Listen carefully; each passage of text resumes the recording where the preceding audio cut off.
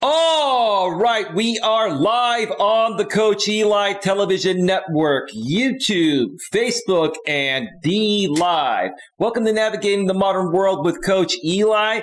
Glad you could all join me here today on this amazing Saturday. The weekend is here.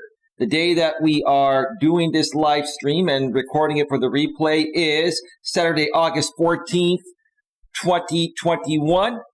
But if you're watching this anytime down the road, this is going to have tremendous replay value for quite some time. So you're going to want to stick around.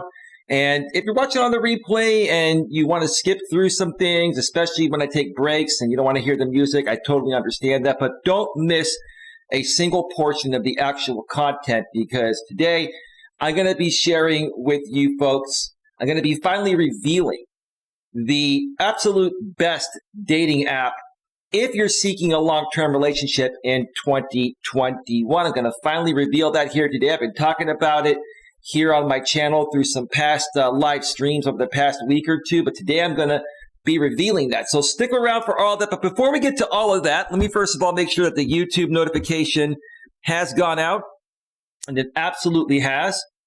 Let me also check out the back end of YouTube and make sure that it is rolling smoothly, and it absolutely is. Facebook on the back end looks good. And D Live looks good on the back end. Let me just check out the front end of YouTube. Not YouTube. I have mods in the YouTube chat that'll let me know if something's going wrong. Let's just check out Facebook real quick. Let's see. Number 2 on the newsfeed. YouTube chat that'll let me know something's going wrong. Let's just check out Facebook. One person on Facebook. Thank you for being there. Feel free to get your questions, comments, concerns in the chat. I will be periodically checking in on Facebook and D Live throughout this show. So if you make a comment on Facebook or D Live, stick around long enough. Give me at least 10 minutes or so to, notice your comment or, your question or your concern, and I'll be happy to answer it as best as possible. Let me check out D Live on the back end. D Live, not the back end, the front end. Jesus, here we go. Okay, give me a second. Let me check out D Live on the back end. D Live, not the back end, the front end. Jesus, here we go. God, D Live has really good quality. I wish D Live would add some more functions. I think they could become a really great platform, or a more competitive platform with YouTube if they just added more functionality, because their streaming quality is almost as good as YouTube, to be quite honest with you. I'm broadcasting in 1080p at 60 frames per second on YouTube, and D Live actually lets me broadcast at the same thing, 1080p 60 frames per second with 30 megabit per second upload. With the bit rate, being 30 megabits per second. On Facebook, unfortunately, the max I can do is 720p at 60 frames per second, at 20 megabits per second upstream. Facebook's a lot more limited, but hey, who cares about the tech stuff here? Let's just get down to business. What do you say? Let's get down to business. I don't got no time to mess around. What is this? I mentioned on my stream, I think it was a couple days ago, I wasn't going to do any more M&M. So I have to stick to my word. Okay. So let's get down to business, the figure of speech. I don't have to refer everything to M&M. Even though M&M, is, his story is amazing. And M&M's story is what helped me get through some past tribulations, let's just put it that way, out here on the YouTube side of things. But I don't need to get into that. I'm just very grateful and thankful. Anyway, so today we're going to be discussing the best dating app for relationships in 2021, my experiences, and more. One more time, the best dating app for relationships in 2021, my experiences, and more. So here's how today's show is going to go. Then I'll check in on the chat. Claudia and Jeffrey on Facebook. Well, now only one of you is still there. Hello, Claudia. Hello, Jeffrey. How are you doing? Claudia, if you and I can't find someone, we may have to go on a date sometime. I'm just kidding. Oh, man. Claudia's always here for the dating streams. She loves these dating streams because they're so true. But welcome to the show, Claudia, and welcome to the show, Jeffrey, on the Facebook side of things. Nothing happening over on D Live. 11 people over on YouTube. Hey, EMK, how you doing? Welcome to the show. Glad to see you here. Queen is looking for trolls. You got this, right, Queen? On the YouTube side of things, Lewis Fuller was here earlier. He said, good afternoon, Eli. I just gave you a like. Thank you for the like, Lewis. And Lewis said, yes, I will be there. Great. Look forward to... There you are, Lewis, at the bottom of the chat. Thank you for being here, bro. Critical Mass Vlog is in the house. Coach Mike has entered the chat. Hey, Coach Mike, how you doing? Welcome to the show. Hope your Saturday is going well in your neck of the woods. Queen Helen Casey says, the Queen is here. Hello, Lewis, and hello, Critical Mass on the YouTube side of things. Lewis Fuller says, good afternoon. EMK, hello, everyone. Hi, Coach. How you doing, EMK? Long time no hear, no see. How are things going for you? How's your summer been going? Thank you for being here.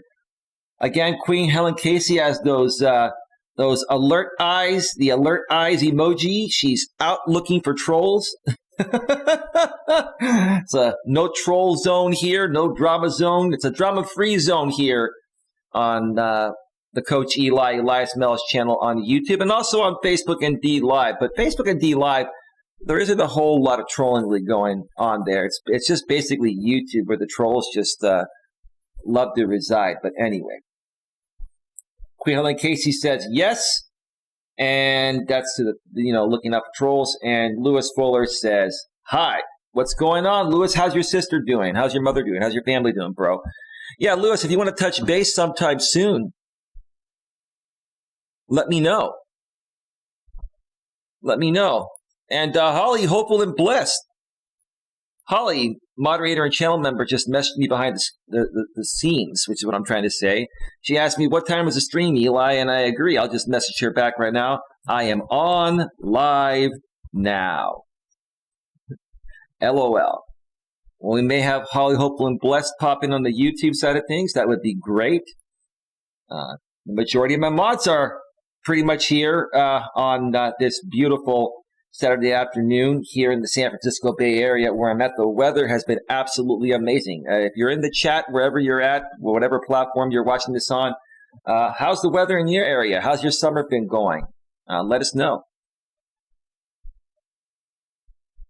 Claudia says, yes, we can hang out. And she says, I think I have someone for you.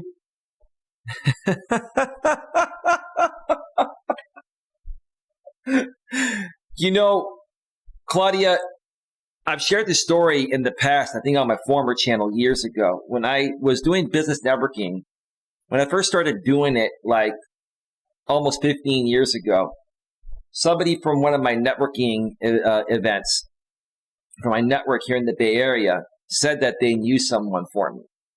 And they felt that we would be a great fit. And I didn't want to go on that blind date because I know how important physical attraction is and all that, right? And I know most of the time, things don't work out because of physical attraction, to each its own, right?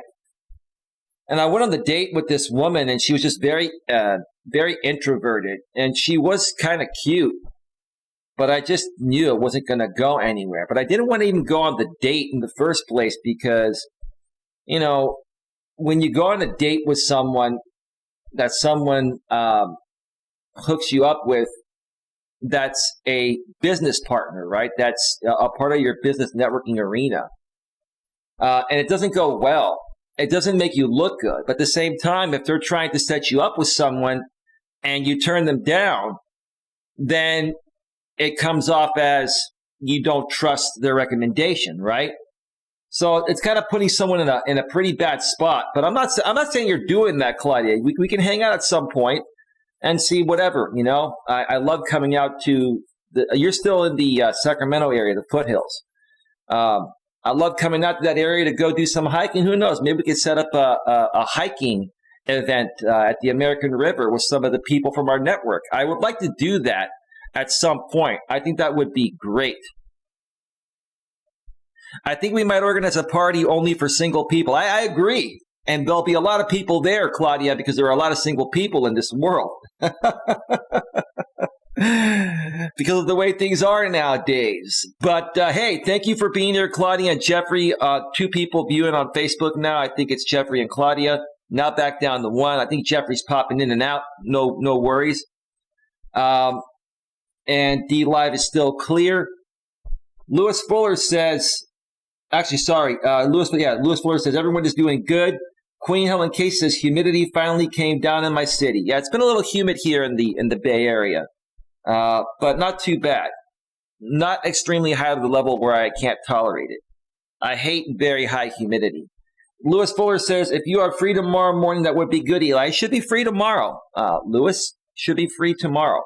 That sounds good. Just reach out to me on Google Chat.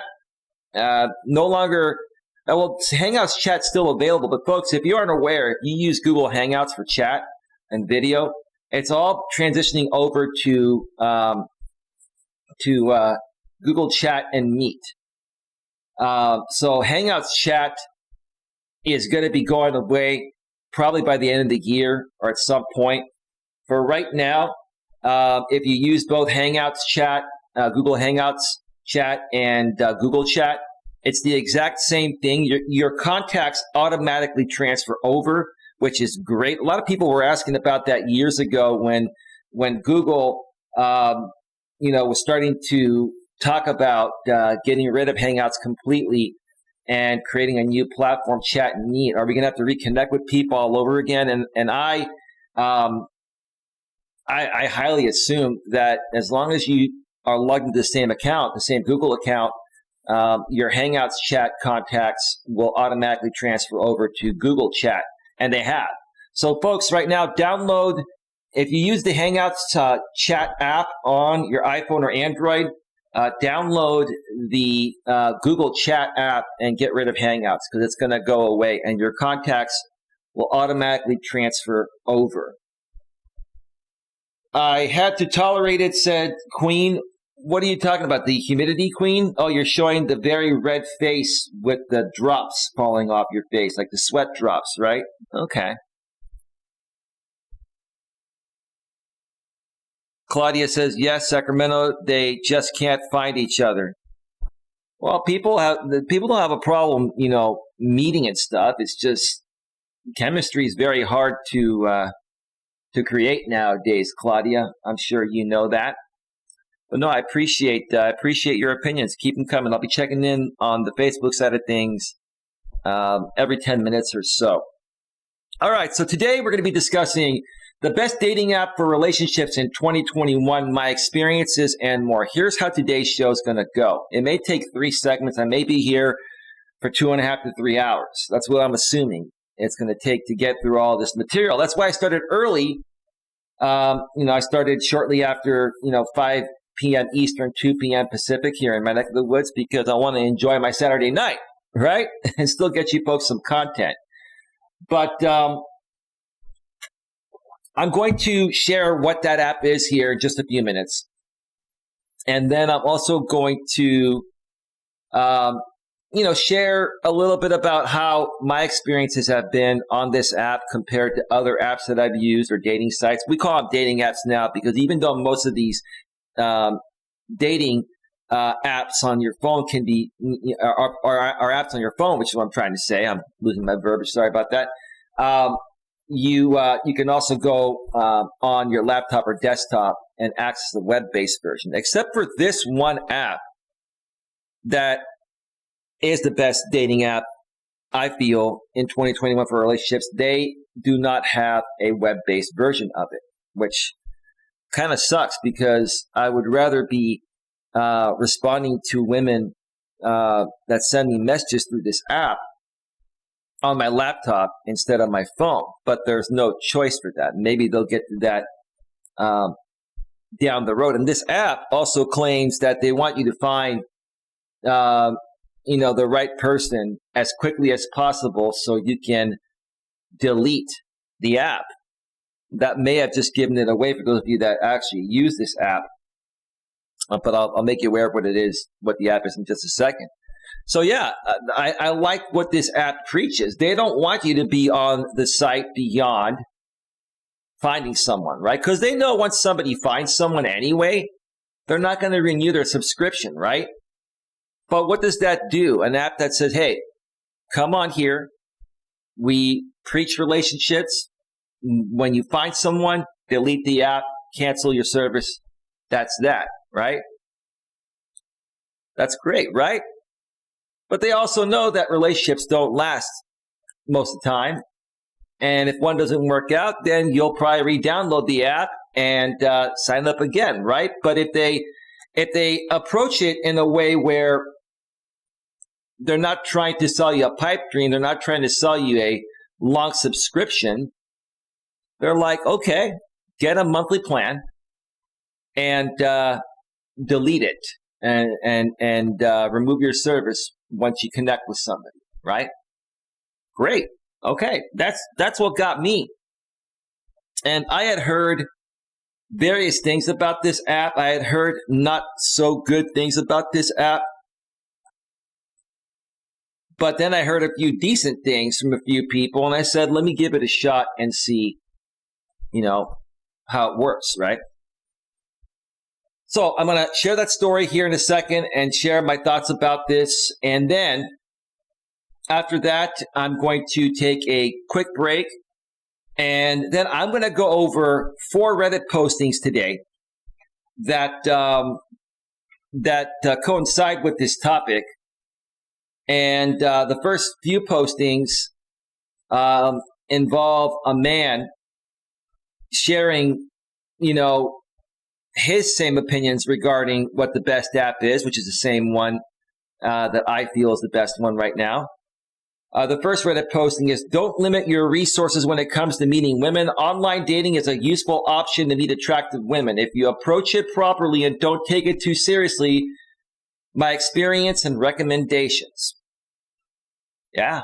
Okay, we'll get to that. The second one's going to be what I've learned. It shouldn't be learned. It should be learned. Learned.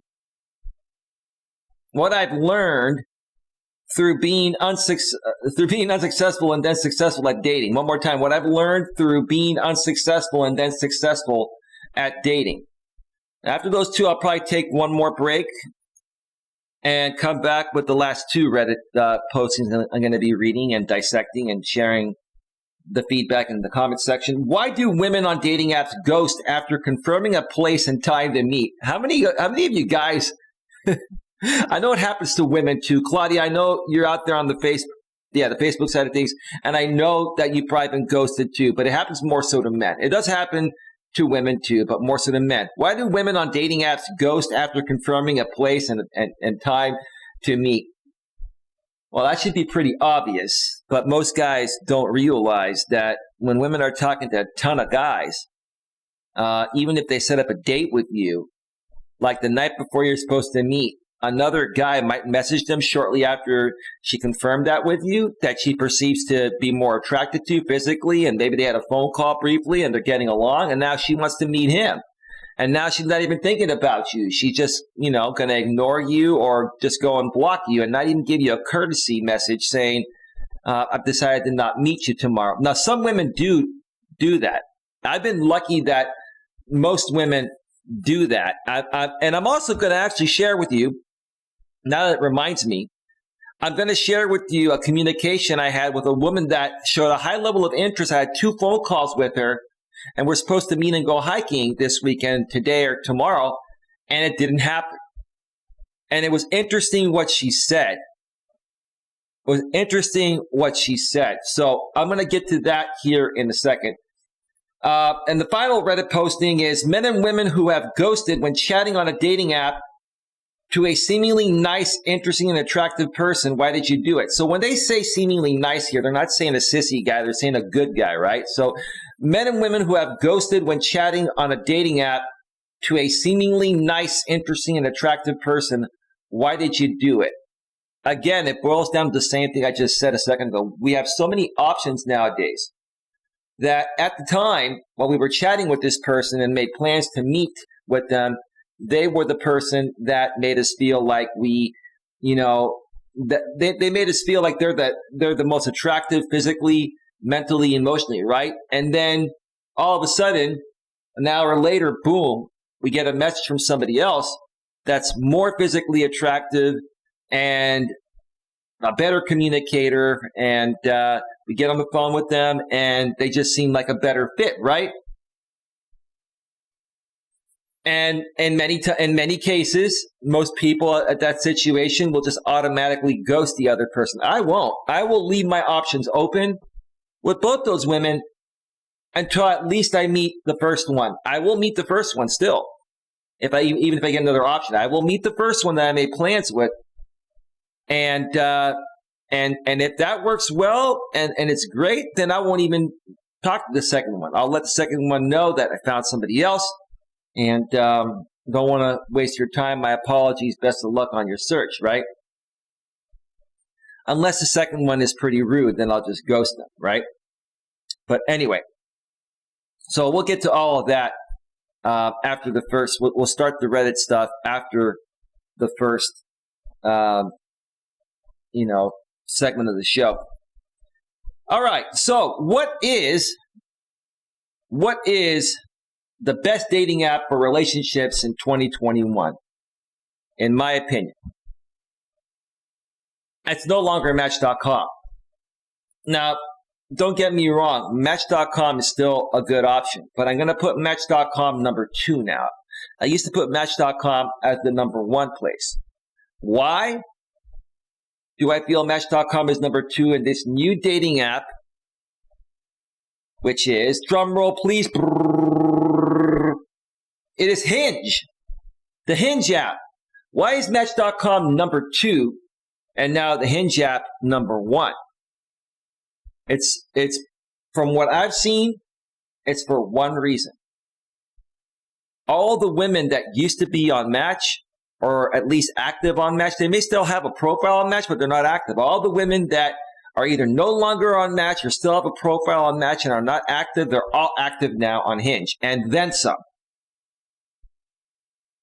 Hinge is an app that preaches we are here to primarily promote relationships. We are a relationship app. We are not a hookup app or whatever. Now, are there people on Hinge looking for hookups? Sure. Are there people on Hinge looking for other things? Sure. You're going to get that on any app. But Hinge promotes itself as an app to find someone for a relationship, a committed relationship, right? And so, okay, like I said earlier on this show, at the beginning of the show, I didn't hear many great things about Hinge initially, and then I heard a few great things about Hinge, and I'm like, I'm not having the best of luck on Match.com anymore like I used to. Let me try this out and see what happens. So what happened? I got on the app, and I spent I think it was like $21, and I bought a 1-month subscription. Guys and gals, if you're going to use these apps, buy the 1-month subscription. Why? Because you have unlimited likes and swipes and whatever, right? If you don't buy the subscription, you have a limited amount of swipes and you're limiting your reach, and it's not going to work. I'm telling you, don't waste your time with free dating apps. They're going to be limited. What's the time limit to find someone? There is no time limit to find someone, Queen Helen Casey. No time limit at all. But, there's a subscription option and a free option. And you have choices how long you want to stay on the app for, but the app preaches they want you to find someone, then delete the app and cancel your membership. That's why people are going to Hinge, because Hinge is not trying to overly market or sell people like Match.com does. Like it's really interesting what Match does. If you get a 1 month or 3 month membership, like every so often when you log in, if you're not on auto renew, because for me, these sites will auto renew unless once you pay for the premium version, you go in and you cancel. So auto renew is off. they'll automatically renew you if you don't do that. But I always cancel and have auto renew turned off, right? Because if I find someone, I don't want it to continue charging my credit card, right? But and I forgot where I was going with this regarding the Hinge app. Yeah, you can this is what I was saying. Match.com, when you cancel and you don't auto renew, they start sending you, when you log in from your desktop or even your app, your membership's expiring. We want to offer you this special offer to renew your membership. They want to keep you on that auto renew plan. With Hinge, they're not doing that, which is quite refreshing. And that's why a lot of women are going on there, and that's why I believe a lot of men are going on there as well. So what have my experiences been like on Hinge? I've been on Hinge for I think about 2 weeks now. Queen says that's all I wanted to know. I've been on Hinge for a few weeks now. And before I get to that, Claudia is commenting in the Facebook chat. So my experience depends on what app you are using, but first of all, I don't get as many options. Well, why is that, Claudia? Why don't you get as many options? And they ghost me too. Sometimes when I like one of them, but I keep talking to them, I can see red flags. Well, they just probably some of them just want to hook up. Maybe it's a lie or it's a fake profile. Some of them are catfishing. Some of them just want to hook up. And they want to see if you're easy to convince for a hookup. And when they realize you're not, they ghost you. Like people ghost for many reasons. I get it. Sometimes they start asking many private info too soon, then they disappear. Yeah, I mean, for me, it depends. I don't ask private info for the woman, but I will try to get them to open up to a certain extent. And if they're closed off, to me, it's showing that they're not in a good place emotionally, and I will just ghost them at that point because it's just not worth it. Claudia says, I didn't know Hinge. Good tip. Well, thank you. Yeah, no, I would try it out. You're gonna, if you get on Hinge, Claudia, you're gonna have a lot. Well, I was just gonna get that. Let me get to that. So I got on Hinge a couple weeks ago. I created my profile, put my pictures up. It allows you to write. It's not like Match.com. It's more like Bumble, where you can write a little bit about yourself and put some info out there, but you can't write a long, drawn-out profile like Match.com. It seems like dating sites and dating apps are going to the Bumble strategy, where you're swiping left or swiping right. On Hinge, they make it a little more interesting and a little more difficult. You don't swipe on Hinge. You can hit like, which is the heart, or you can click the X at the bottom left, which is great because I think what they're trying to do is get you to look at the profile more instead of just swiping left and right. You have to actually tap the heart, and then it gives you an option to send a heart or send like some, what is it? Let me see here. You can either send a heart, which is a like, or I think it's a super like as well too.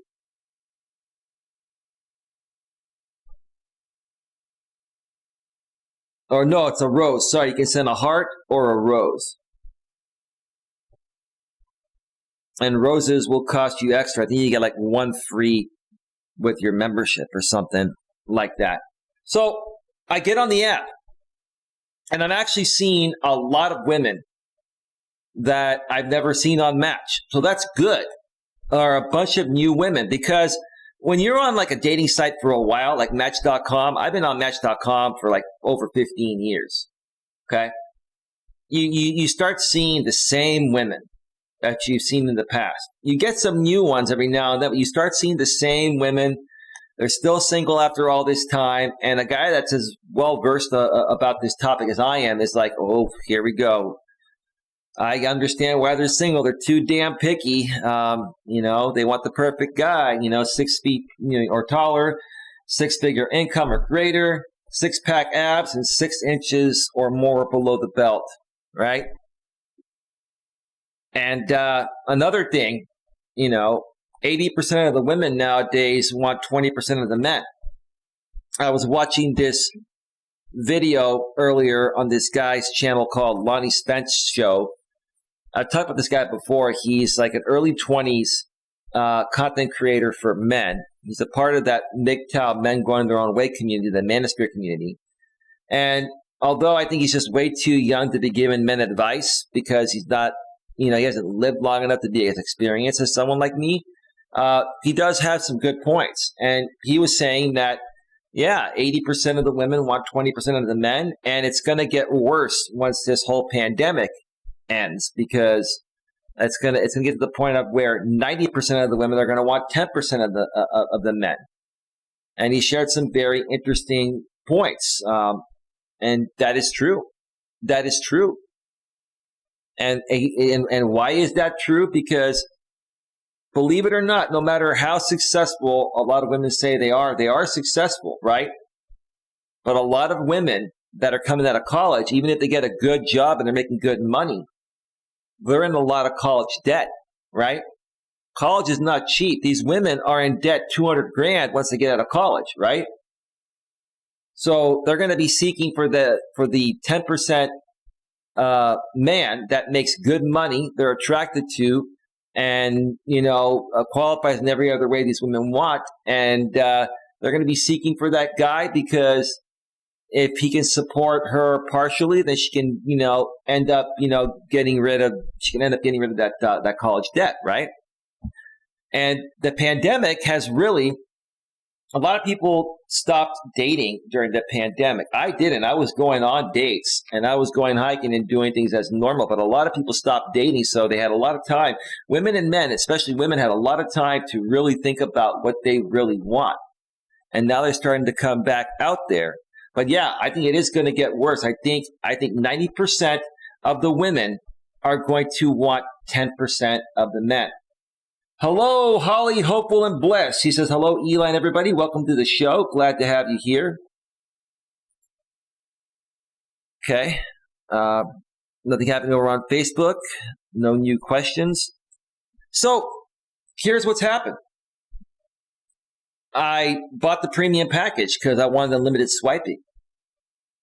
And I sat down for a couple hours. And I said, I'm just going to swipe, or not swipe, I'm going to heart and like as many women as possible that I'm attracted to and have a decent profile, So I literally went through and probably hearted about 1,000 women.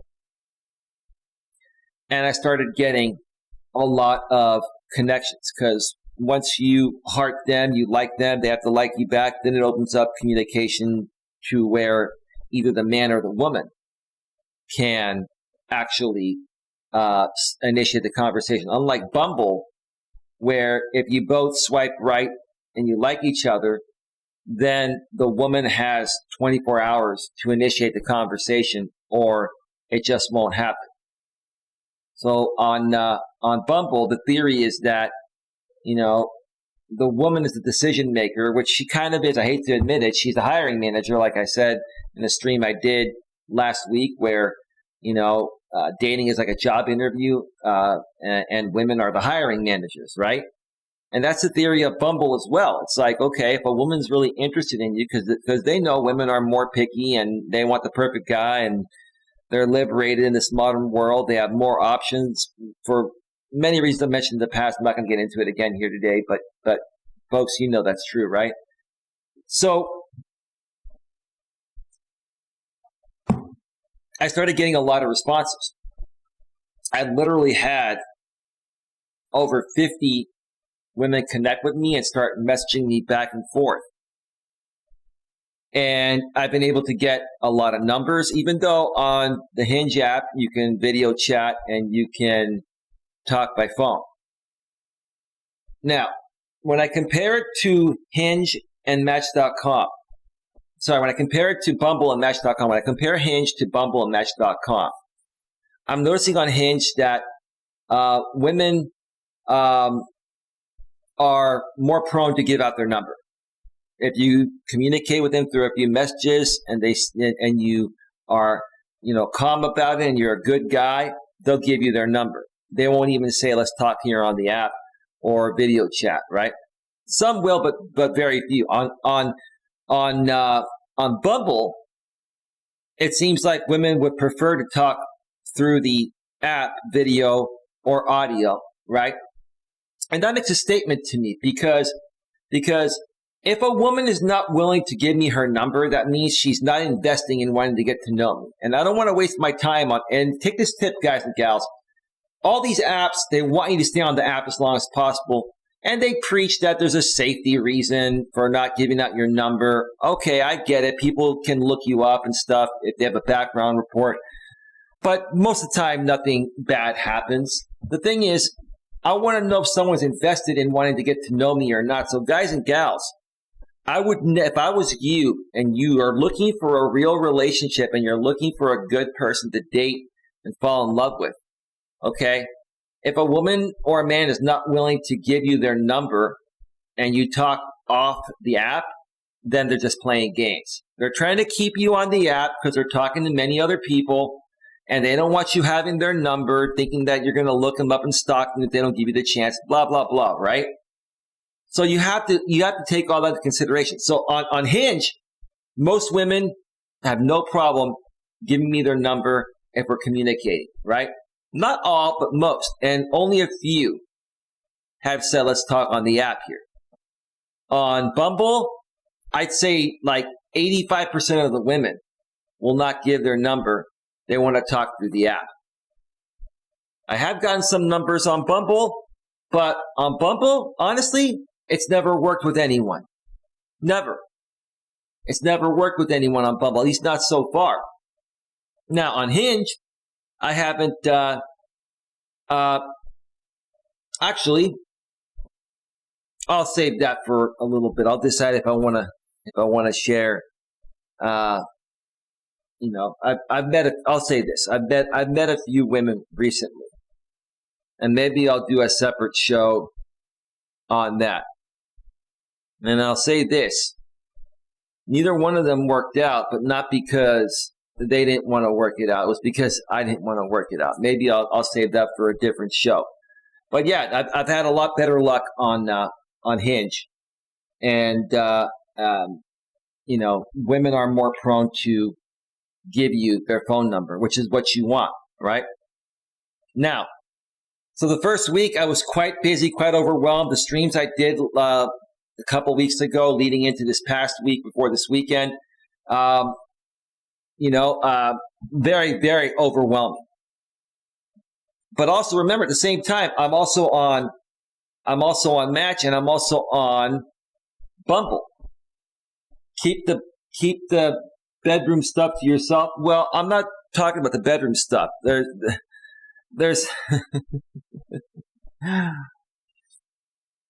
Queen. It's not about bedroom stuff. It's about meeting with these women to see what they're like in person compared to what they show on their pictures and how they are on the phone.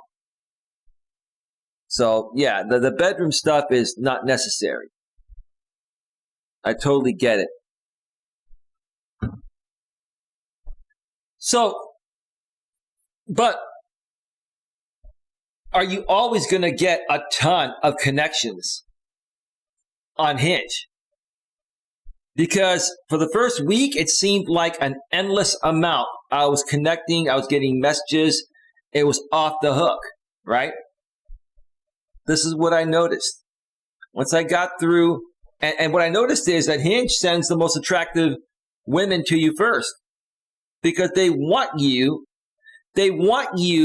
to have what you want. They want you to be with the attractive person. They want you to feel you're getting value, right? So that's what it was like for the first week or so. After that, it started to slow down to the point of where I would only connect with 2 or 3 or 4 women per day, where before it was like 10 or 20, right? And now, when I go into the Hinge app, it's been about 2 weeks, like 90% of the women that are displayed to me are at least a little overweight or extremely overweight. They're unattractive, very unattractive. And that's another thing I'll talk about more when I get to the Reddit stuff because these posters mentioned that. Okay, it's just I have to say this, and I don't mean to be rude. Both men and women are very out of shape nowadays. The majority of men and women nowadays are very out of shape. It's just amazing how many people I'm seeing put themselves in these dating apps and they are completely unattractive. And they're very fat or obese, and they're wearing skimpy outfits and focusing on big breasts and big butts and all that just to try to get a guy to overlook the fact that they're unhealthy, they're overweight, they're out of shape. So that's what I've noticed happening on the app. So is it a good app? Yes. Am I still talking to women on it? Yes.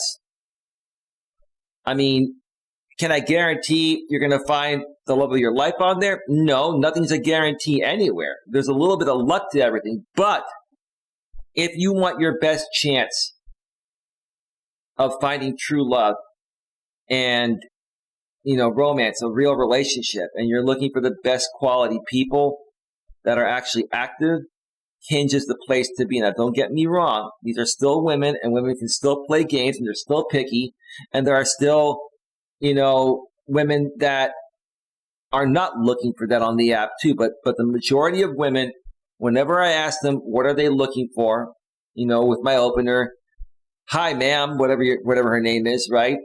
Nice to meet you here. What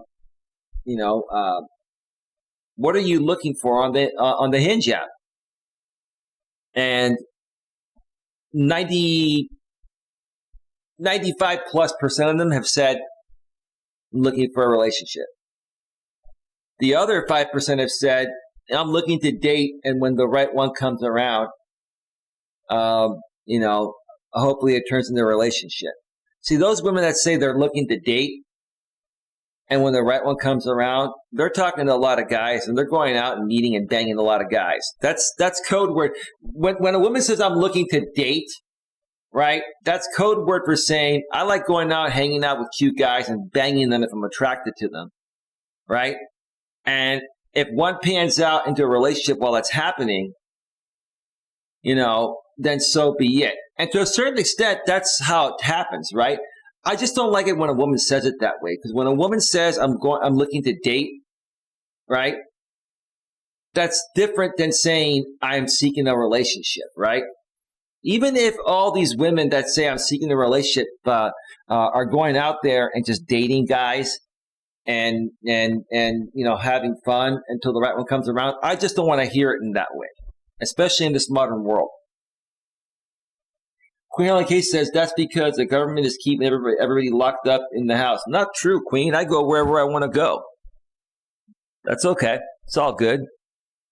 All right. So before I take my my first break, I want to read this conversation of a woman where things were going well. This was from the Hinge app. Let me tell you, this is you got to be really, really aware, guys, so you don't have your time wasted. Even if you do everything right, sometimes you can do everything right and it seems to be going well, and for one reason or another, the woman changes her mind, and you have to. That's the thing with online dating. You can't get mad. You have to just let it go. So this was a woman I was talking to. I mentioned this through some previous streams earlier on in the week. I'm not going to mention the whole thing. She's an Indian woman, 42 years old. She has a teenage daughter that she has half the time. Really liked my profile. We communicated through the app. We were texting. And she wanted to talk by phone. And I had one phone conversation. Actually, I had two phone conversations with this woman. Okay? The first phone conversation was early on in the week on I believe it was on Monday. And then she wanted to talk again on Tuesday. I said, okay. So she wants to talk twice. That's pretty good, right? After the second phone conversation, and I mentioned part of this story, but I need to recap part of it before I let you know what happened here. And this woman seems like a nice woman. She doesn't seem like she is going out there and sleeping with a bunch of guys, and I believe that. But even the nice, decent women, they'll change their mind just like that. And wait till you hear this, okay? But yeah, so the second phone conversation, we were planning on going hiking on Saturday or Sunday. And she wanted to do that. She said, yeah, that sounds great. Yeah, right? Why would a woman want to have a second phone conversation with a guy she's not highly interested in? Right? So I told her, sorry. So towards the end of the conversation, I said, how about we talk Friday night before you go to bed and finalize the plans? This was on Tuesday. She's like, well, I can talk tomorrow or Thursday, and because I'm going out on Friday night. And I'm like, in my head, I'm like, oh no, she's got another option. She's going out that night, right?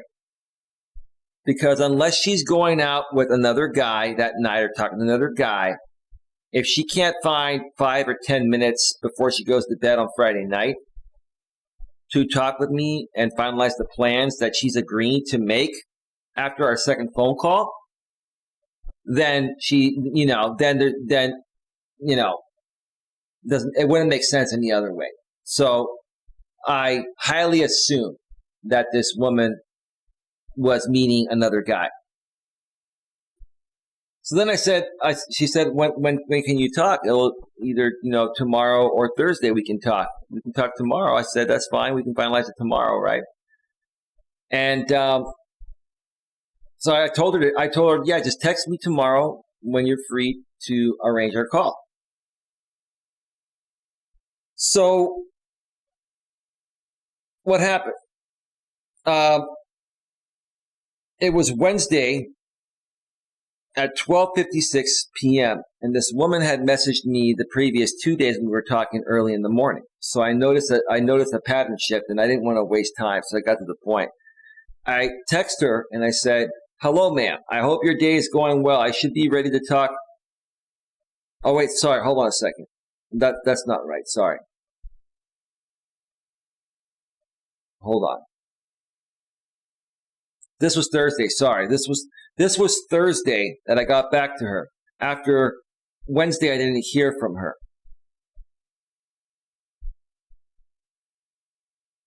So I wrote, "Hi, ma'am. I didn't hear back from you today, so I'd like to know if we're still making plans for the weekend. I know you said you are busy tomorrow night."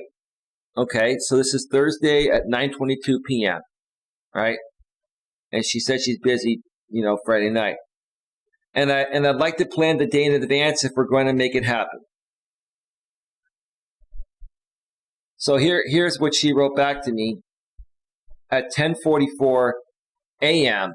Friday morning, after she probably confirmed with the other person that they're still going out, right? "Hi, Eli. Apologies for not being able to get back to you. Upon thinking, ma'am, you're being so logical with your emotional mind. Upon thinking, I don't think it would work, as I would be more comfortable with a divorced single dad."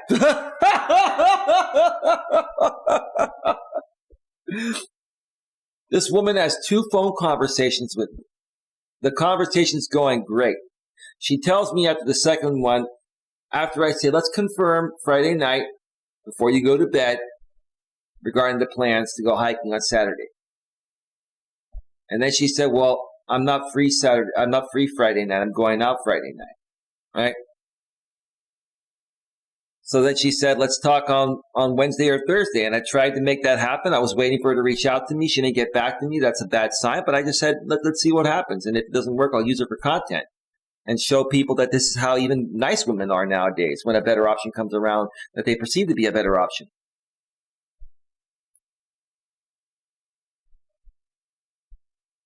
Claudia says, but it is not safe to give your number right away.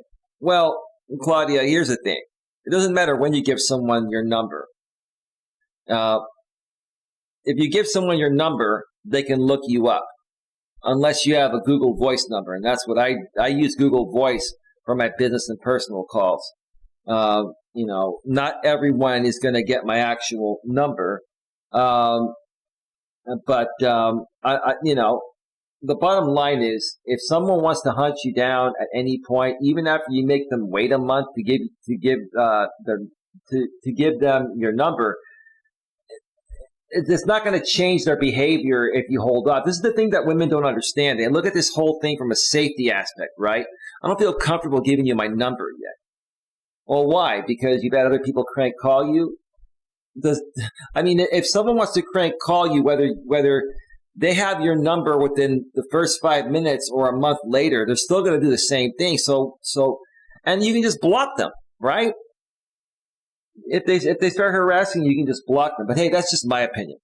It's all good.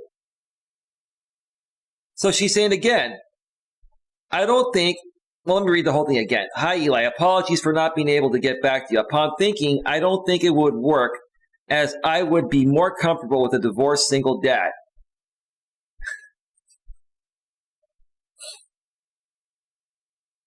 That's BS. Thanks for your time.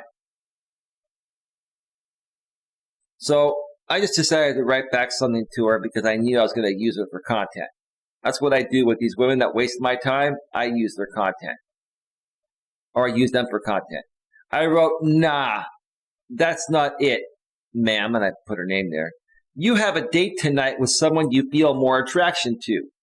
You said to me the other night that you are not free on Friday because you are going out. Once you said that, I knew you were going a different direction. I highly assumed it, and I was right. Also, you would not have talked to me twice if what you said about preferring divorced dads bothered you, that I am not one. I put BS, LOL. If you think this woman was bullshitting me, put a 1 in the chat wherever you're at. You also said I was the only guy you were talking to, LOL. She did say that. BS. Shall I go on? Not necessary. But I kind of did a little bit more. I wrote, I value honesty and integrity. But most women nowadays don't have that when it comes to dating. Regardless, I'm much better than all of this. And I will wish you the best of luck with your date tonight. Take care. This woman, I'll tell you, I know I triggered her. You know why? She got back to me and wrote, a minute later, she got back to me and wrote, I wish you trusted me. I do not have a date tonight. That's bullshit. And ma'am, no, I don't trust you. I was giving you the benefit of the doubt and trusting you until you gave me a reason to not trust you. It started when you said, you're not free Friday night, you're going out, so we couldn't confirm our date the night before. Right? And you talked to me twice, and then all of a sudden, you're saying that after more thought or second thought, I prefer to date a single dad. What kind of a BS answer is that? That's BS, man. You had another dude in the queue. Or at least he got in the queue after you started talking with me. And maybe he is a single dad, and maybe he's more cute than I am or more physically attractive, and maybe his voice turns you on more than mine does. I don't know, man. Whatever reason it is, or it was, you perceived him to be a better catch for you. You perceived me to be your best catch, and then all of a sudden this guy pops in, and now it's like you have to give me some lame excuse. So you don't come off as superficial, man, like the rest of the women nowadays, like most of the rest of them, right? If you think this woman is superficial, put 2 1s, one after the other, in the chat. Put 1 1 if you think this woman is superficial. Queen puts 1 in the chat on YouTube, and nothing else happening anywhere else. So I got back to her 1 minute later. I didn't block her, but I didn't respond to her after this. I wrote back and said, no worries, take care, ma'am. I put her name, right? Maybe she blocked me, maybe she didn't. But you see, this was a woman that I was talking to on Hinge. She's cute. She seemed very nice. I believe she's nice. And I believe her intentions were pure. But this is what happens in this world nowadays. And when I read when I get to the first two Reddit postings after the break, this guy, one of the guys that wrote out how he prepares for dates and gives himself the best chance to connect, and also mentioned the Hinge app. Okay, he mentions this, and he also mentions, which I'll say right now, with women, you got to meet them right away. If you talk with a woman on the phone, let's say tonight, you either have to meet them the same night or by the next day, or you've fizzled. And even if it's a weekday, and a woman is working the next day and so are you, you can briefly meet. Just like I met another woman last night at a Safeway parking lot at 11:15 p.m. We had a good conversation, and we felt comfortable around each other. And quite frankly, she actually really liked me. But it's not going to work. My choice. You know why? Not because she's not cute enough, not because she didn't have a great personality. There's another reason why. I'm going to tell you folks, there are women nowadays that are not taking care of themselves in certain ways that a woman expects a man to take care of himself. I'm going to save that story for another show. Because this happened to me twice, actually. I met two women this past week. This woman I met last night was from Match.com. So yeah, you have to meet pretty much right away. And all the relationships I had in the past from Match.com, I met the woman either that same night or by the very next day. Right? Anytime I've had any relationship work from online dating, I've met that woman either the same night within a few hours after talking on the phone or by the next evening. I'm not saying 100% of the time, but the majority of the time. Too many options nowadays. And it's not that the woman's not into you and doesn't like you. It's just that if she's talking with 100 other guys and, she's talking to another guy that's equally as cute as me, same personality, right? And this guy says, hey, let's spontaneously meet. And she decides to meet him. You lost your opportunity. You got to go for it. And I know a lot of women are afraid to meet right away, but the women that are afraid to meet right away and take that chance just aren't ready. So basically they're doing you a favor by saying that. They're eliminating themselves because it would have never worked out in the first place anyway. I just shared your stream out, says Lewis. Thank you so much, Lewis. I greatly appreciate that. Claudia says, what are examples of taking care of themselves? Well, I'll give you a little hint, Claudia. Personal hygiene. Let's just say that. I'm going to do a show on personal hygiene and the importance of personal hygiene. Right? That's as far as I'm going to go now, because if not, I'll be giving away one of the future shows I'm going to be doing. But yes, you want a guy to look good, smell good, etc., right? All right, we are at... Lewis says, you're welcome. We are at 58 minutes, folks. I'm going to cue up some royalty-free YouTube music and step away for a break. Do-do-do-do.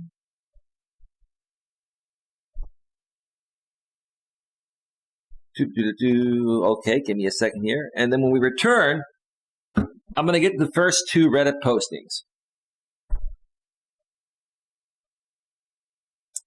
And I'll recap them here in just a second for you so you know it's coming up. But let me cue up that glorious YouTube royalty-free music first. Do, do, do.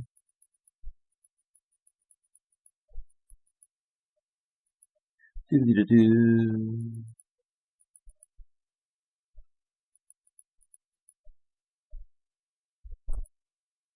Do, do, do, do.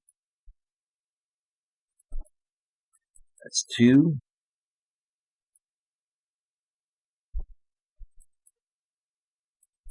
All right, folks, music is all queued up. I'm going to step away for probably about a 8 to 10 minute break.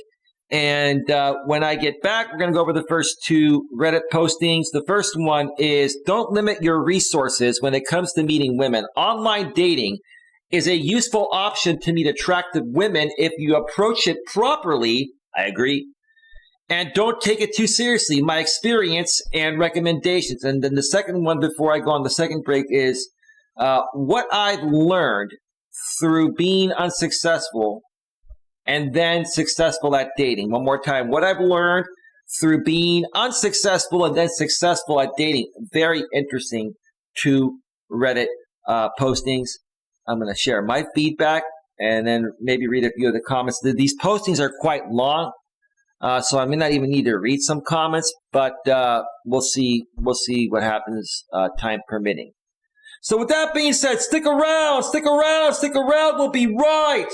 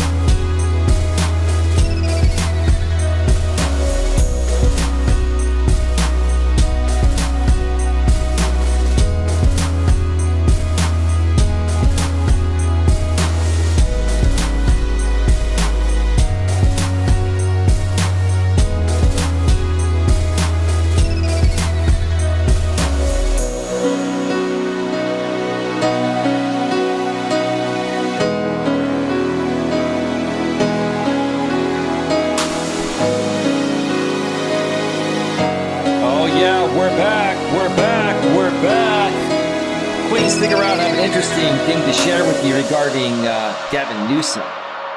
Interesting.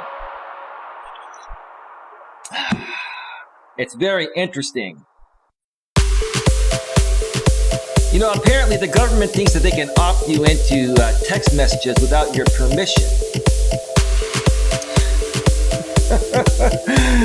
Wow. All right. Womp, womp, womp, womp, womp, womp. Yeah. Oh, man, let's just get right back to it. I feel good today. I can't even talk. I feel good today. Do you feel good? Do you feel good? Do you feel good, good, good, good, good? Yeah. Oh, man. Let's get right back to it. All right. Welcome back to Navigating the Modern World with Coach Eli.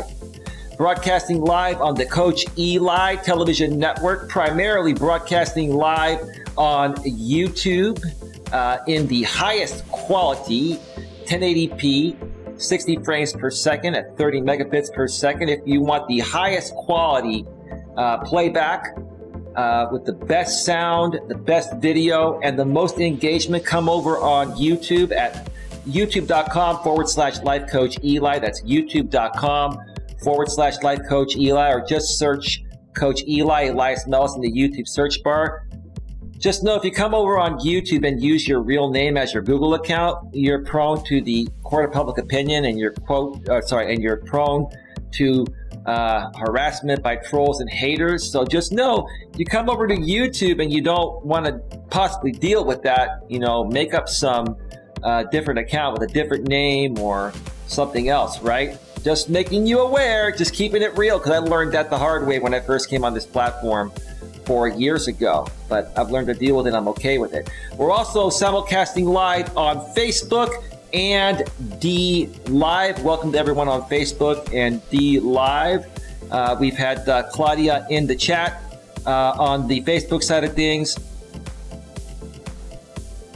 Claudia says, because sometimes to me, the men don't take care of themselves. Hey, Claudia, I can say the same thing about women. It's not just limited to men or just women. It's people. Sometimes people in general just don't take care of themselves. And they think that if they can show up on a date smelling like a fish or a BO or something like that. BO is body odor. We never remember those commercials. There was a dog commercial. Does your dog have D-O, doggy odor? And I used to make fun of it and say, do you have B-O, body odor, right? If you have B-O, it doesn't matter how great everything else is. That is the quickest thing to repel me, when a woman has B-O on a date. That's inexcusable, because women, used to always complain in the past, in my younger days, that many men that they date have BO, and that turns them off, right? So I've always made it a point to really doll myself up for these dates. I mean, you don't have to look, you don't have to dress overly nice, like a suit and tie or, stuff like that. You can show up, with a nice pair of sweats and a nice, t-shirt or, nice sporty type of outfit, but take a shower, groom yourself. If you're bald, shave your head nice and bald like myself. If you have hair, do your hair nice, right? Wear some nice deodorant, preferably antiperspirant deodorant so you're not sweating. Put on some cologne. Make sure your clothes are washed. I mean, that's just simple, obvious stuff that some people just don't do, and they don't realize that's the quickest way to repel someone. Who likes a foul stench, right? Remember the term foul stench, Queen Claudia? Foul stench. Oh, man. I'll get back to you in just a little bit here, Claudia, because I'm sure you're going to have a lot of comments when I get to this first Reddit posting. But today, folks, We are discussing the best dating app for relationships in 2021, my experiences and more. One more time, the best dating app for relationships in 2021, my experiences and more. I mentioned what that best dating app is. It is Hinge, and I went into detail why I think it's the best dating app currently in 2021 and probably will be for a while. And I shared my experiences of being on the app for a couple of weeks and the amount of matches I was getting initially. And after a couple of weeks, has that level of matches continued or has it subsided? What's happened?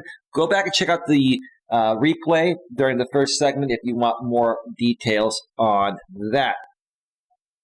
But Queen, let me mention this thing here. Because you've been talking about Gavin Newsom a lot lately, and I just got this text that says, "Hi, Elias. It is Dante with Gavin Newsom Stop the Republican Recall of Governor Newsom Campaign Committee. Ballots are already starting to arrive in the mail for September 14th election. We need to vote no and beat this recall on the first question, or we risk a Republican challenger immediately becoming governor. Even if they only win with a fraction of the vote, can we count on you to support Governor Newsom by voting no on question one?" Well, Dante, thank you for texting my phone without my permission and opting me into Gavin Newsom text messages that I didn't sign up for. Now, I personally don't have a huge problem with Gavin Newsom. I have a problem with people feeling like they can add me to a texting list without my permission. But it is the government, right? And who's going to sue the government for adding them onto a texting list? I know how you feel about Newsom, Queen. And even though, look, I'm not saying I agree with everything Newsom has done or does. He has done some decent things, and just like all politicians, he's done some not so decent things. But all I'm saying right now is I don't appreciate being added onto a texting list without my permission. I never opted into Gavin Newsom text messages. Anyway, enough of my rant there. Claudia says, "I thought taking care of yourself meant exercising and not drinking too much." Well, yes. But Claudia, you could be in great shape and not drink too much and show up on a date smelling like a skunk or having some foul stench like BO, body odor. And it's still not going to work. I've met some very attractive women in the past that didn't smell right. And it was over. So anyway. All right, let's switch over to the browser screen and get right to this first Reddit posting. This is from the subreddit Dating. And sorry. That was the second one. I didn't switch back to the first one earlier when I was giving a prelude into this. This first Reddit posting is from the subreddit Seduction. And it states, "Don't limit your resources when it comes to meeting women." I agree with that. You can talk, you can like and message 1,000+ women. And you may get 50 or 100 women to connect and start chatting with you. And out of those 50 or 100, you might get 10 that give you their number. And out of those 10, you might talk to 5 on the phone. And out of those 5, you may meet one. And maybe it might work out. It's a process. Online dating is a useful option to meet attractive women, or women in general, or men too, right? If you approach it properly and don't take it too seriously. I agree with that. My experience and recommendation. And then he puts logistics. All right. This is quite lengthy, but it's good. So I'm going to read the whole thing. The ongoing discussion appears to place online dating versus real-world approaching, as if it is a this or that choice. That's what swipe left and swipe right culture is. It's very dismissive and quick. If you are interested in proactively meeting women, all options should be utilized. I utilize multiple platforms and even talking to women in person. You got to leave your options open, guys and gals, online and offline. Okay. Online dating comes with plenty of frustrations if it's taken too seriously. But if it is approached from a perspective of pure opportunity for practice and gaining experience, and you go in with certain expectations, it can be very useful. It can be a very useful resource to meet highly attractive women with little relative investment of time. That's the key. Managing your time quickly, trying to figure out someone's intentions.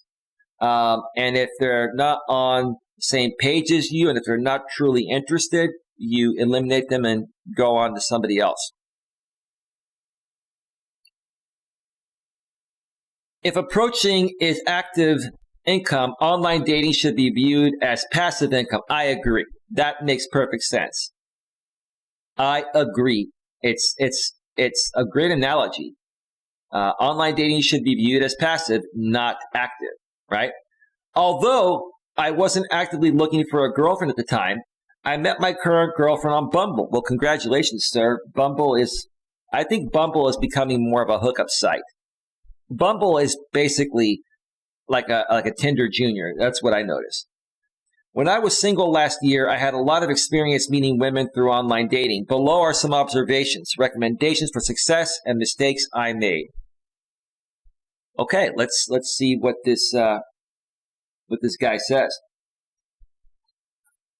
After every bullet point, I will check out the chat. Online dating is not serious. Well, you have to go into it knowing what you want and only focusing on communicating with women that are on the same page. And you have to take chances, meaning that you're going to come across a lot of women. We're speaking from the male perspective here, but ladies, just flip it around because this guy's a guy and I'm a guy too, okay? You have to go into it knowing what you want and focusing on women that are on the same page as you. And when you come across ones that aren't, you need to quickly figure it out and eliminate them and move on to the next, okay? Don't waste time, okay? View online dating purely as an additional avenue to gain experience and not as your primary means of meeting women, more as a supplement to meeting women in public through friends, activities, or other avenues. I completely agree with that. Could not have said it better myself. A lot of guys get discouraged because they don't get matches or get matched, but there is no additional communication after. That's because you're not swiping right on that many women. You're not paying for the premium package and getting unlimited swipes or likes, or you're not sending enough messages on Match.com, where you can send about 100 messages on Match.com per day. So you need to put a little more effort into it and pay for the premium version if you really want to get results. If you do the free versions nowadays, you're really not going to get much of anything. And what you're going to get are fake profiles or fake likes sent by the company to try to fool you into signing up. And then you sign up and you see those likes that they were saying you have likes waiting, but you can't view them until you pay for this, right? Then they're phony, right? Just pay for it off the bat, and that'll give you the best shot. From my observation, a lot of women hate the fact that they are resorting to online dating and don't take it seriously at all. No, they take it seriously. It's just they have a lot of options. That's the thing. And they have difficulty choosing. And they think when they finally choose a decent guy that there's always going to be somebody better. Women are hypergamous by nature. They always seek up the strongest man, most attractive man, most financially stable man, etc. Okay?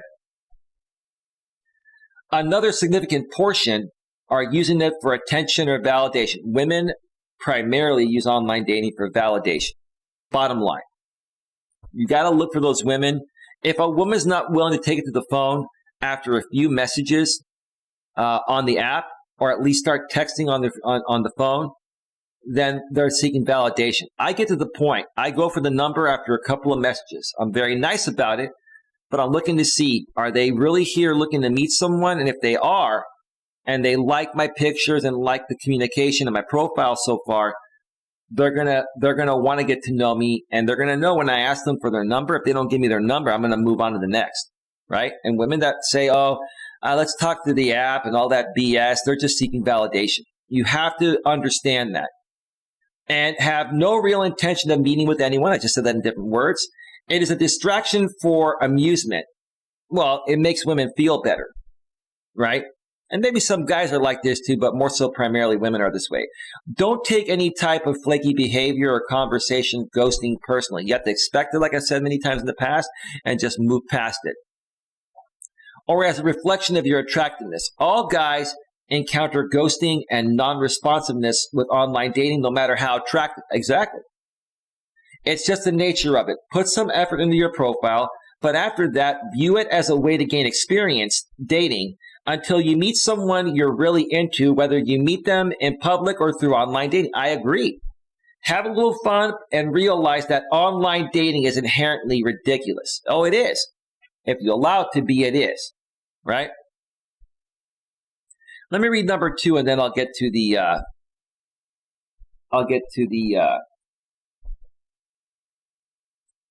chat here. Number 2, some element of your profile should be polarizing. Aside from Corey Wayne Wayne's my favorite life coach. Todd V is the only other coach that I believe has solid advice and content. Todd V has good advice, but he's more of a hookup coach. So I have subscribed to both Coach Corey Wayne and Todd V on YouTube, but I respect Corey Wayne at the top. And my number 2 coach is Coach Dan Bacon from Australia. Maybe Todd V is like a third. From my experience, I agree 1,000% with Todd V's position. The most attractive women are drawn to profiles that have an element of being polarizing or whimsical, meaning there is something in the profile that someone wouldn't expect normally. Yeah, like the guy is actually a decent, normal guy, and he's attractive, and he's not a sissy, but, he's not trying to, he's not trying to overly sell himself. He's just being himself. He's not overdoing his profile, but not underdoing it. He's a well-balanced guy. Okay? Women nowadays are very surprised when they're dealing with a well-balanced guy. That's an attractive guy, and has his stuff together and is confident, but not conceited or arrogant. Okay? Almost like you don't care if you get any matches or not. That's right.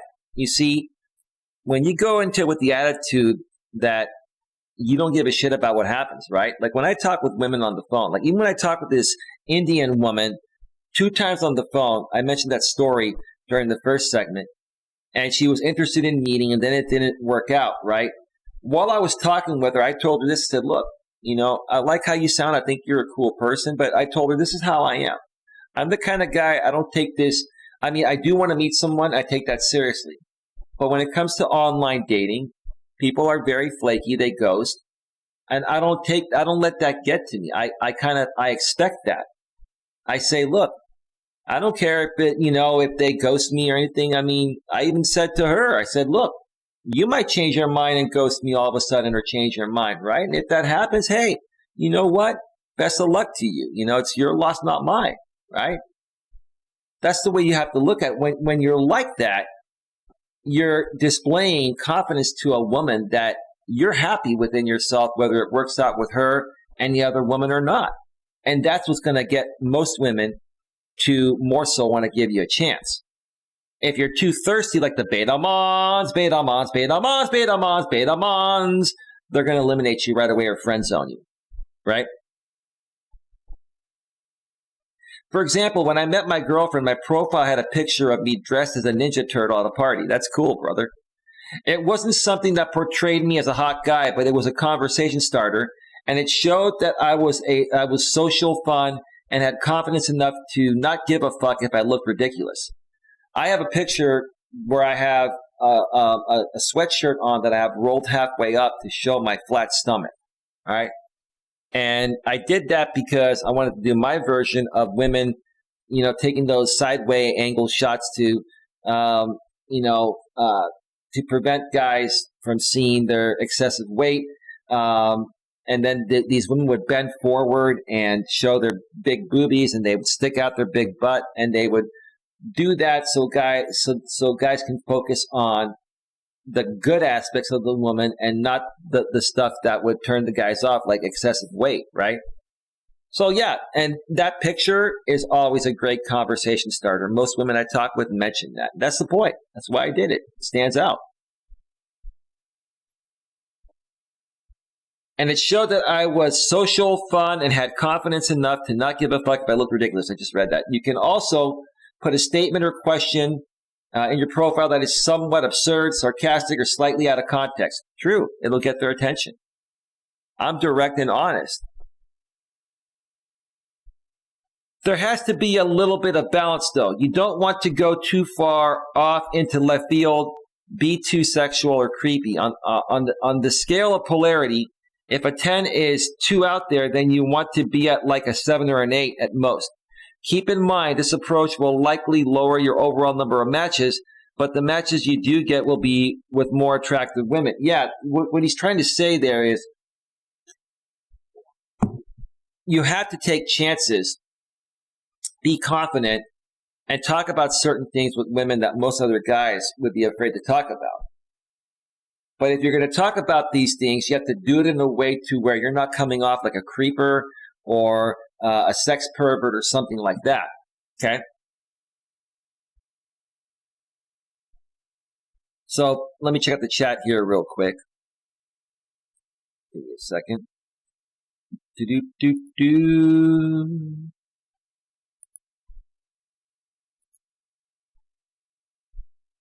He is one of the 5 for the nursing home.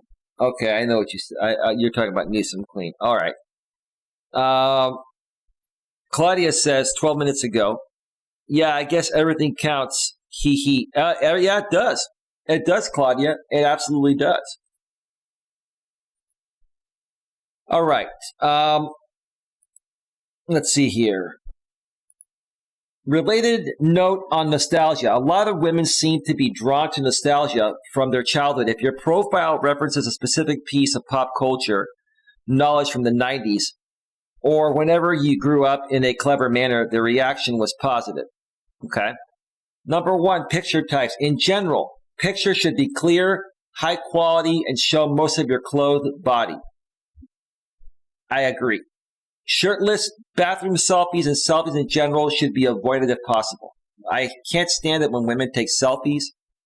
The resolution is very low, so you can't clearly see, their face, their body, right? A lot of selfies, women will take them sky high, right? This is the one I love, sarcastically speaking, the most that women do because they have a little extra weight. They try to make themselves look thinner by taking the high above selfie shot, right? So you're going to see my face, and then I'm going to suck in my stomach, and then I'm going to show you a full body shot that's sky high at an angle, so you really can't see what I look like. But to also try to lead you to believe that I'm not trying to hide anything so I can get a date with you. Well, ma'am, in person, we're going to see everything, right? Shirtless bathroom selfies and selfies in general should be avoided if possible. Just read that.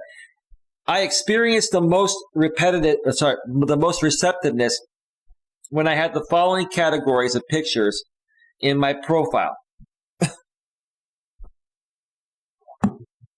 I have my shit together pic. Include picture where you are dressed up in a dress shirt. I have my professional Calvin Klein t-shirt, Calvin Klein polo shirt, liquid cotton polo shirt that I use for my YouTube thumbnails. That's my professional picture. Dressed up in a dress shirt, suit, or a tie, some sort of formal wear. This conveys status and maturity. Absolutely. The polarizing or whimsical pic. These work best if you are in some sort of social setting or gathering. You don't want to conjure up images of Buffalo Bill in his room, playing dress up alone in silence of the layout. That's funny.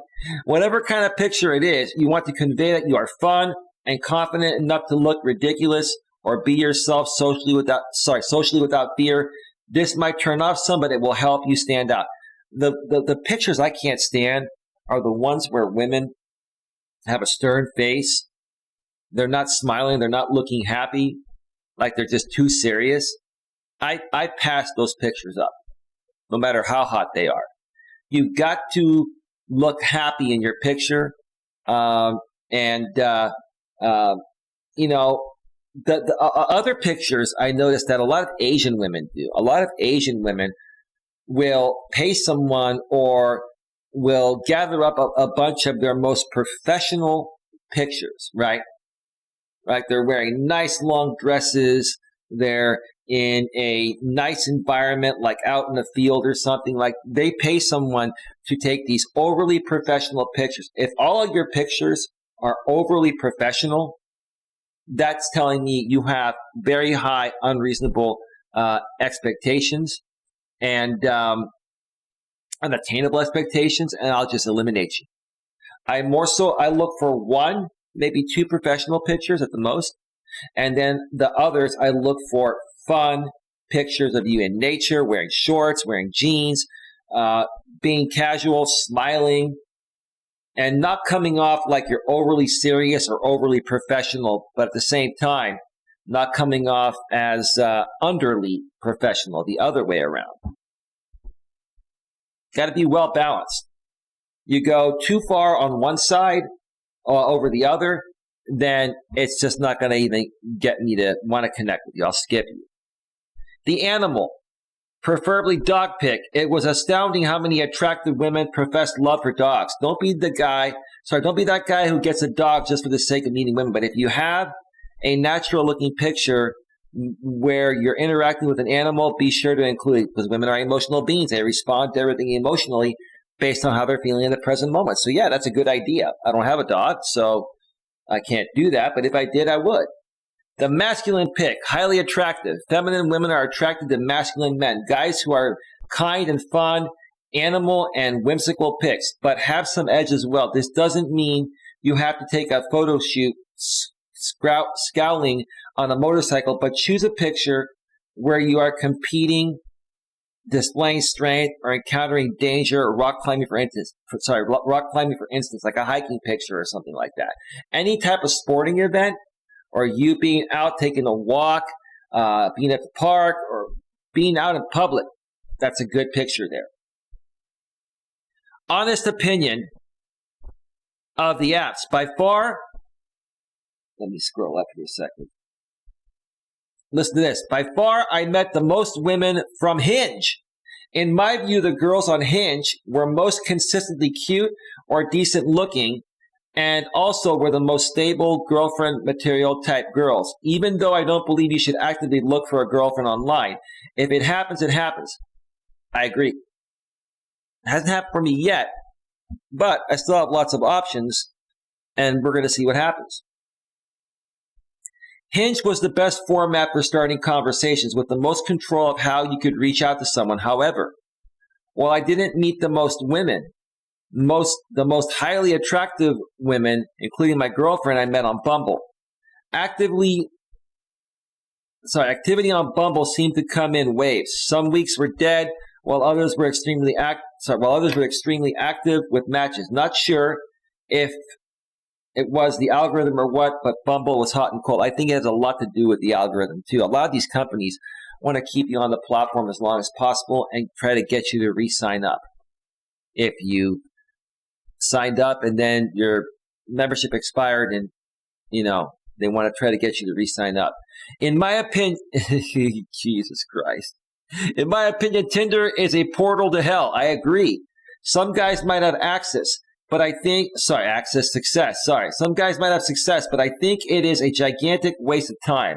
I abandoned Tinder after a week. I also tried OkCupid and found it to be almost just as bad. OkCupid, Plenty of Fish, and Tinder are in the same boat. OkCupid and Plenty of Fish used to be as good as Match.com. They're not anymore. All three of those, OkCupid, Plenty of Fish, and Tinder, have become hookup apps, right? And if you're not a very attractive man or woman, like the top 20% of attractive men and women, if you're not that and you're looking for more than a hookup, it's not going to work. That's the bottom line. You want a relationship? Go to Hinge, then Match.com. eHarmony might still be a good option, although I haven't been on eHarmony in quite some time. But you got to go to apps, folks, that are made to connect people seeking a relationship. All right, let me check out the chat here real quick. I may have to take another break before I come back and go to the next one. I may take 2 more breaks. We're going to be here. This is going to take a while. Let's see. Sounds like you're looking for a unicorn, Eli. LOL. Well, Holly, if I didn't know you, I would say sounds like you're trolling, but I know you're not. You're a friend of mine, even behind the scenes. I'm not looking for a unicorn, Holly, but I'm just looking for a good, reasonably attractive woman that has her stuff together, that wants to truly be happy in a relationship with me like I would be with her. Information Man Show's in the house. Hello, Information Man Show. How are you doing? Got your email, brother. It finally went through yesterday. Thank you for sending that. I'll get back to you as soon as possible. Queen says, hello, Information Man. Claudia says, yes, on Bumble, when I didn't renew my membership, they sent me 50 profiles that had liked me. They usually sent me 1 or 2 a day. Yeah, and then when you re-sign up, when they send you like 50 profiles, right, to try to get you to, sign up and match with them, right, then those are all fake people. I don't recommend eHarmony at all. Okay. Claudia says, I have to go at 4 p.m., but I will watch your video later. Thank you so much. Yes, let's catch up soon. All right, Claudia, thanks for stopping by. Have yourself a good one.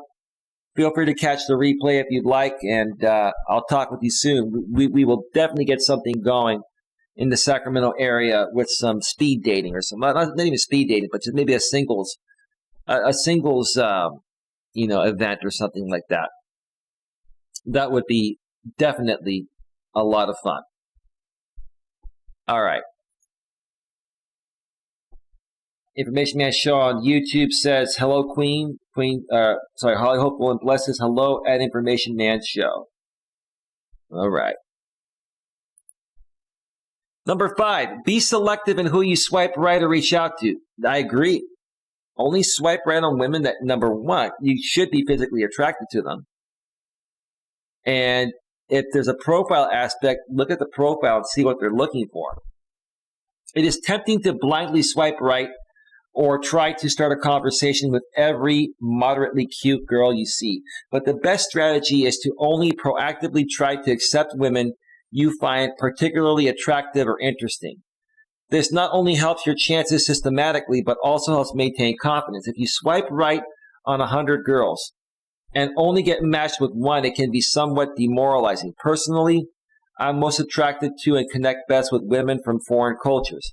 I put most of my effort into women who came from a culture outside the U.S., being very cautious that the profile was legit. I agree. So you have a possibility of foreign women that are trying to scam you. But you can tell the scammers if you've been doing it as long as I have. Also, with foreign women, what I've noticed is that they're more guarded and more picky, and they're more prone to dangle sex like a carrot and make you work hard and like overly work to try to get it, right? I've noticed to be honest, the most success I've had with women are white women, and I'm a white guy, and I'm not opposed to dating other cultures. But I've just noticed throughout my life, the majority of my relationships that have worked are with Caucasian women, Caucasian American women that were either, born here or came here at a very young age and are pretty much Americanized. That's just what it's been like. The other profiles, like the Asian women, like I said, they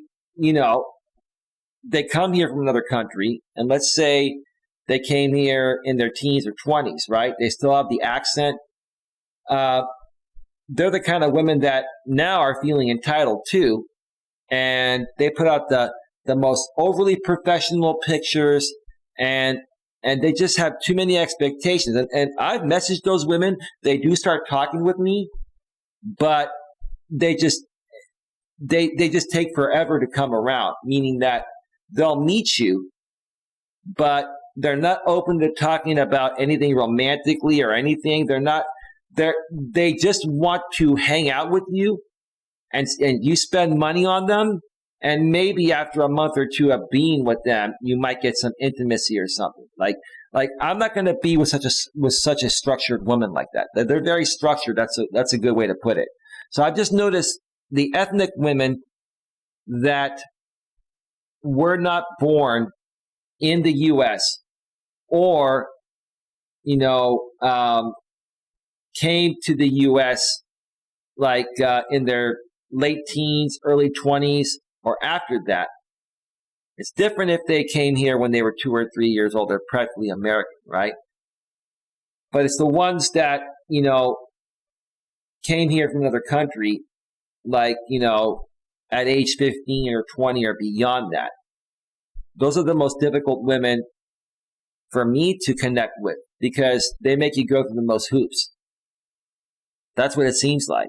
Now, they'll meet up with you and hang out with you, but they'll make you go through the most hoops for intimacy, which I feel is very important for a relationship. I want to date a woman that's open to intimacy happening anytime that it feels right. If it's sooner, if it's the first date, that's fine. Second date, that's fine. If it doesn't happen by the third date, I'm moving on. And a lot of these, like Asian women and other foreign women I was just talking about, they want you to wait like 10 or 20 days. They want you to, invest half of your net worth into them by taking them out and doing all these nice things before they even, give you some affection. Not going to work for me. Number 6, hinge specific. Use questions or short statements if commenting on a photo. Don't be overly effusive with praise about a girl's looks, just like in the real world. Over the top, general statements like "you are so gorgeous" don't work very well. Not anymore, because every guy's saying that. It's overvalued. Something overvalued never works. She already knows she's gorgeous. That's right. I said the same thing in different words. Comment on something she's wearing or a particular feature like her smile. Ask a short, interesting question about the picture. I don't say anything about the woman's physical looks when I'm talking with her. I don't, unless we get to the phone and, we're getting along, and I'll flirt a little bit with her if it feels right.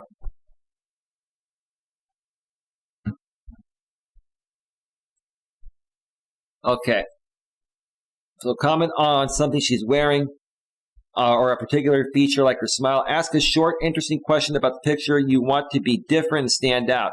If you have to give a compliment, make it short, no exclamation points or emojis. Yeah, but I've learned about that. I'll throw the smiley face every now and then. I think from here on out, I'm not going to use any emojis. I think emojis are ridiculous. And it's just a woman playing and having fun. Now, women will typically do that, but too many emojis or LOLs and stuff early on, the person's not being that serious. But not any at all, in my opinion, too, it's just as bad. You got to be well balanced. One thing I found that worked with some attractive Hispanic girls was to just one word comment, Linda, which means pretty. Well, okay. That's interesting. I haven't heard on that. Edit. I haven't been online dating in almost a year now, but the conversation prompt I had most success with was 2 truths and a lie. You can build a little bit of mystery about yourself, and it is a great conversation starter. Not sure if it is still on Bumble or Hinge. Okay, if that's a conversation starter, that might be a good one. I just don't like anything that's a canned type of thing, like a canned response or a canned question. I like to be spontaneous in that way. That's what I look for in a woman. Using canned stuff makes it too simple. It shows laziness to me. I want a person to make effort when they're getting to know me. Number 7, have specific date plans in mind. Give your number. This will be debated. but I feel it is best to just give your number first after you build some rapport through messaging instead of suggesting you exchange numbers. It makes her feel safer and shows confidence. Before giving your number, ask her out in the form of a statement with a specific date plan in mind. Some examples. Let's meet up for drinks this weekend if you're available. I usually like place, making suggestions. Open to suggestions though. My number is. And you write, I'm busy, list several days, make your availability limited, but free on day. If you're opening to meeting up, I've been wanting to go to this place. My number is. I agree with that to a certain extent. I honestly will not meet any woman that I don't at least have one 30 to 60-minute phone conversation with. I want to hear her voice. I want to hear her attitude. I want to hear if she sounds more feminine than masculine. A phone call? Listen, a lot of people, they want to do video calls, right? The reason why I enjoy doing phone calls over video, number one, I do video for a living. I'm live on the air right now, right? Number two, when you already see each other's pictures, right? And most of the time, I haven't had to really deal with many catfishers out there. Now, some women have, but not me. But the bottom line is, for me, for the most part, I believe the pictures. When I get it to the phone, what I'm looking for is to hear their tone of voice. I want to focus on the tone of voice, their voice influx. Are they paying attention? Are they asking questions that were answered in my profile, right? How much effort have they put into getting to know me, right? Or am I just another number in their black book and they're just talking just to talk, right? Enjoy, be safe, and on guard for scams. Don't discount online dating or use it as your only option either. I met a fantastic person unexpectedly, and you can as well. Yeah, it's happened to me, and I've had some great relationships from online dating. Now, over the last couple of years, it's been more of a challenge than it's ever been. Maybe COVID has to do with it. Maybe more and more people have smartphones now, and more people are coming on to online dating. I guess, like I said, primarily because of the pandemic and other aspects. But yeah, no, it can work. You just have to be patient. Edit. I estimate went on dates with about 25 different women in a 5 to 6 month span solely from online dating. A lot of dates were one-timers. Either things fizzled or she cut it off or I cut it off, mixed bag. I never got physically ghosted once, however. If there was a second date, sex usually occurred by the second or third date. The vast majority of women I met were really upfront, solid people. The one psycho I met, of course, was from Tinder. Listen, women want sex, if not as much as men, more than men. But they want to be attracted to you and feel like there's a possibility for a future, right? Okay? You hear what this guy just said, same thing I've been saying. If sex doesn't happen by the third date, it's not going to work. Most women will sleep with you at the second or third date if they feel attracted to you and they see a possible future. So he said, the vast majority of women I met were really upfront, solid people. The one psycho I met, of course, was from Tinder. We can leave that one alone. Absolutely. I'm just going to read one comment. And then I'm going to take another break. Very solid write-up. I basically agree with all your points. I like to call this firing on all cylinders. When I'm ready to start dating again, I not only approach daily, but I make an online dating profile. It was OkCupid that was the leader back in the day. Now it's Hinge and starting to hit it hard. OkCupid at one point was even better than Match.com in my opinion, right? And so was Plenty of Fish. But now, in order to stay afloat and to make money, they've turned these sites into hookup sites. Swipe left, swipe right. OkCupid used to be just like Match.com. Now even Match.com has a swipe left and swipe right, but they also have the profile aspect too. So,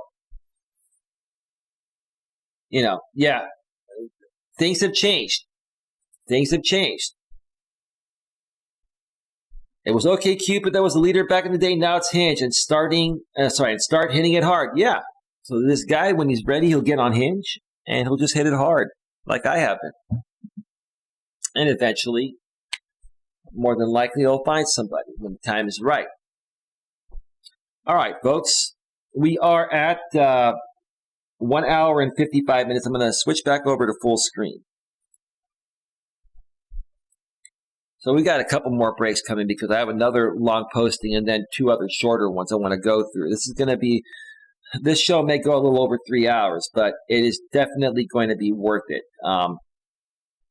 Let's cue up some royalty-free YouTube music.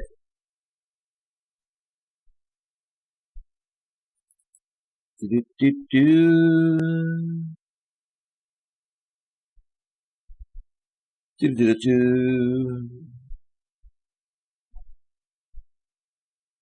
me a second here. All right.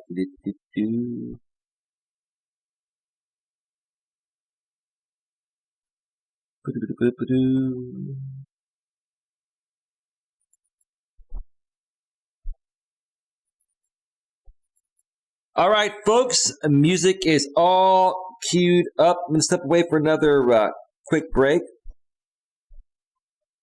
And when we return, I'm going to get to the next long posting that's going to take an entire segment. Then take another break and come back and do the final 2. But the next posting is going to be what I've learned through being unsuccessful and then successful at dating. So that's what we're going to hit when we return from the break. So stick around. We'll be right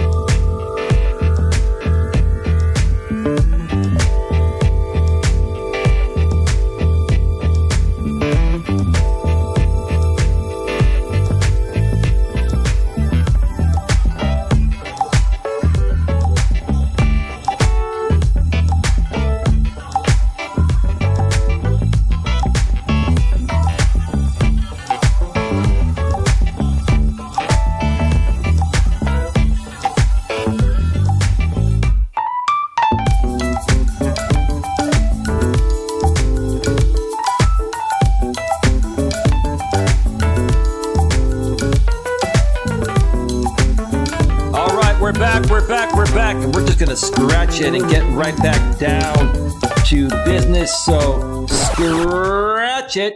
We have so much to go over, so we're just going to get right back to it. All right. Welcome back to Navigating the Modern World with Coach Eli, live here on the Coach Eli Television Network, primarily broadcasting live on YouTube at youtube.com/Life Coach Eli. If you want the highest quality playback at 1080p, 60 frames per second, 30 megabit the bit rate, and the most engagement, come over to YouTube. If you're on the other platforms, youtube.com/Life Coach Eli, or just go to your YouTube app or on your laptop and desktop while logged into YouTube /Google and type in Coach Eli, Elias Melas. So you should see me come up at the top with over 4K subs. Subscribe, bang the bell, select all notifications. And if you come over to YouTube and you don't want to be, you can use your real name if you want, but then you open up yourself to people looking into you and harassing you and trolling you and all of that. I mean, my suggestion would be, if you're brand new and you don't know how to tolerate that and ignore that, use some different name, or just, don't even use a name. Just, name yourself something else, right? We're also simulcasting live on Facebook and D Live. We had some great engagement on Facebook earlier. My good friend Claudia was around and she had to go. So thank you for being here, Claudia, if you're still around. Not much happening on D Live. I simulcast on D Live just to see what happens out there. Sometimes D Live will recommend you, but still trying to kind of figure that out. If you're somebody out there on the YouTube side of things and you're on D Live and you want to collab on D Live and do some exclusive D Live stuff, I'm open to that. Just go in the description of Facebook or YouTube. And find my email, Coach Eli at coacheli@eliasmelas.com. That's Coach Eli at coacheli@eliasmelas.com, and email me and we can set something up. All right. Today we've been discussing the best dating app for relationships in 2021, my experiences, and more. One more time, the best dating app for relationships in 2021, my experiences, and more. I explained that the best dating app is Hinge. I went into details, why I feel it's the best dating app if you're looking for a relationship during the first segment. During the second segment, we started going over some Reddit postings. I went through one where a gentleman was explaining his experiences on online dating, and also mentioned that Hinge is the best dating app for relationships nowadays. If you're looking to meet the most quality women online, that you'll have the best shot of finding something genuine with. So Check out the first 2 parts of the show if you missed them. Now we're going to get back to the next Reddit posting. Let's switch back over to the browser source. And this is going to be another long one. That'll take a full segment here. By the way, thank you for stopping by, Holly, hopeful and blessed. She says, have to go. Talk to you all later. Have a great night and enjoy your weekend if I don't hear from you for the rest of the weekend. Holly, hopeful and blessed, channel member and moderator as well. Okay, so this next one is from the subreddit dating. And it's titled he put learned, but should be learned. What I learned through being unsuccessful and then successful at dating, giving advice. And let me see. How long is this? Oh, this one is long, but we're going to go through it. All right. Hi, everyone. I am fortunate enough to have found someone through the roller coaster of online dating, so rather than disappear, I wanted to share my experiences, which I hope will be of help. I spent a long time trying to dial in exactly what it was that made me go from pretty unsuccessful in both online and in-person dating to successful. Please bear in mind that this is my own personal experiences and won't necessarily be exactly translatable to how you experience dating. That's true. Everyone's experience is unique. But if you have an action plan and you know what to expect and not to expect, you're going to have the best chance, right? You're going to be able to keep it positive because most of it's going to be negative. I'm sure plenty of people may come back saying, I will have all those things and I'm still not getting anywhere. Well, that can happen, right? There's a little bit of luck. There's actually a lot of luck when it comes to online dating or dating in general nowadays in the modern world. I am truly sorry to hear that, but I just wanted to lay out what worked for me. This is the sort of information I would have really appreciated when I was starting out. All of us would have felt the same way, right, dude? To be clear, this is also very much coming from the perspective of a guy, but I hope it might still be interesting to hear for the women out there. I agree. Anything, whether it's catered primarily to men or women, can always be flipped on the other side. The other side can always learn from, the other side's perspective. Like men can learn from women and women can learn from men. I agree. Great point, dude. I like this guy already. Seems like a good dude. For reference, I am an average height, mixed Asian, 26-year-old male in the UK, United Kingdom. By no means particularly good looking, but I have managed to attract some really attractive girls. Another bit of context. Prior to doing the whole dating thing again a few months previous, I came out of a nearly 3-year relationship where I had found out she was cheating on me with multiple people the entire time, and got into a relationship with another person. That happens, dude. It happens so quick with online dating, like with this other Indian chick I was talking with that talked to me on the phone twice, told me she was interested, told me she wanted to go hiking with me, right? And then told me that when I told her that, yeah, okay, we'll go hiking Saturday, let's talk by phone on Friday night to finalize the plans. I like to finalize plans the night before. Well, I'm not available Friday night. I'm going out. Okay. I mean, look, if a woman is going to go out, if she says she's going out the night before she's supposed to meet you and is not available to confirm, I mean, come on. That means she's going out with another guy. If she was going to hang out with family or friends, she would say, yeah, I'm going to go hang out with my friends for a little bit. I can call you briefly for a half hour before we go to bed, right? But no, this woman didn't do that. Instead, she said that she's going out and won't be available. We'll have to talk on Wednesday or Thursday to finalize the plans. Like, guys, listen, it's so quick, so much of a quick pace nowadays. And there's so many options that, you can't sit there and confirm a date even 2 days ahead. You got to confirm it the night before. You also have to confirm it the next morning before, right? Because women will even change their minds. Even men do it too, but I'm just talking about women. Women will change their minds at the very last minute. And if you planned a nice hike, like I like to plan, and it takes half a day to plan it, you wash your car, you detail your car, you take extra long to get ready to look good and smell good. I do my beard. That takes time, right? I like to also, pack some snacks and some drinks. It takes time. And if you're going to put in all that effort to get ready and then you get that last second call or text saying that they can't make it, or worse, which usually happens, you get ghosted. Okay, you don't want to put in all that effort for nothing, right? So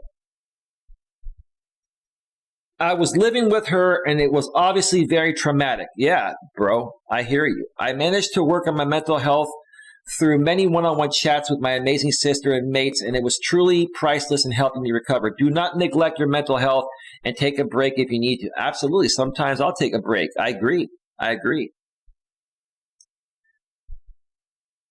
So how do I define the unsuccessful and successful stages in my dating life? The unsuccessful stage, let's call it the first stage, was me doing dating on and off for about 3 years in my early 20s.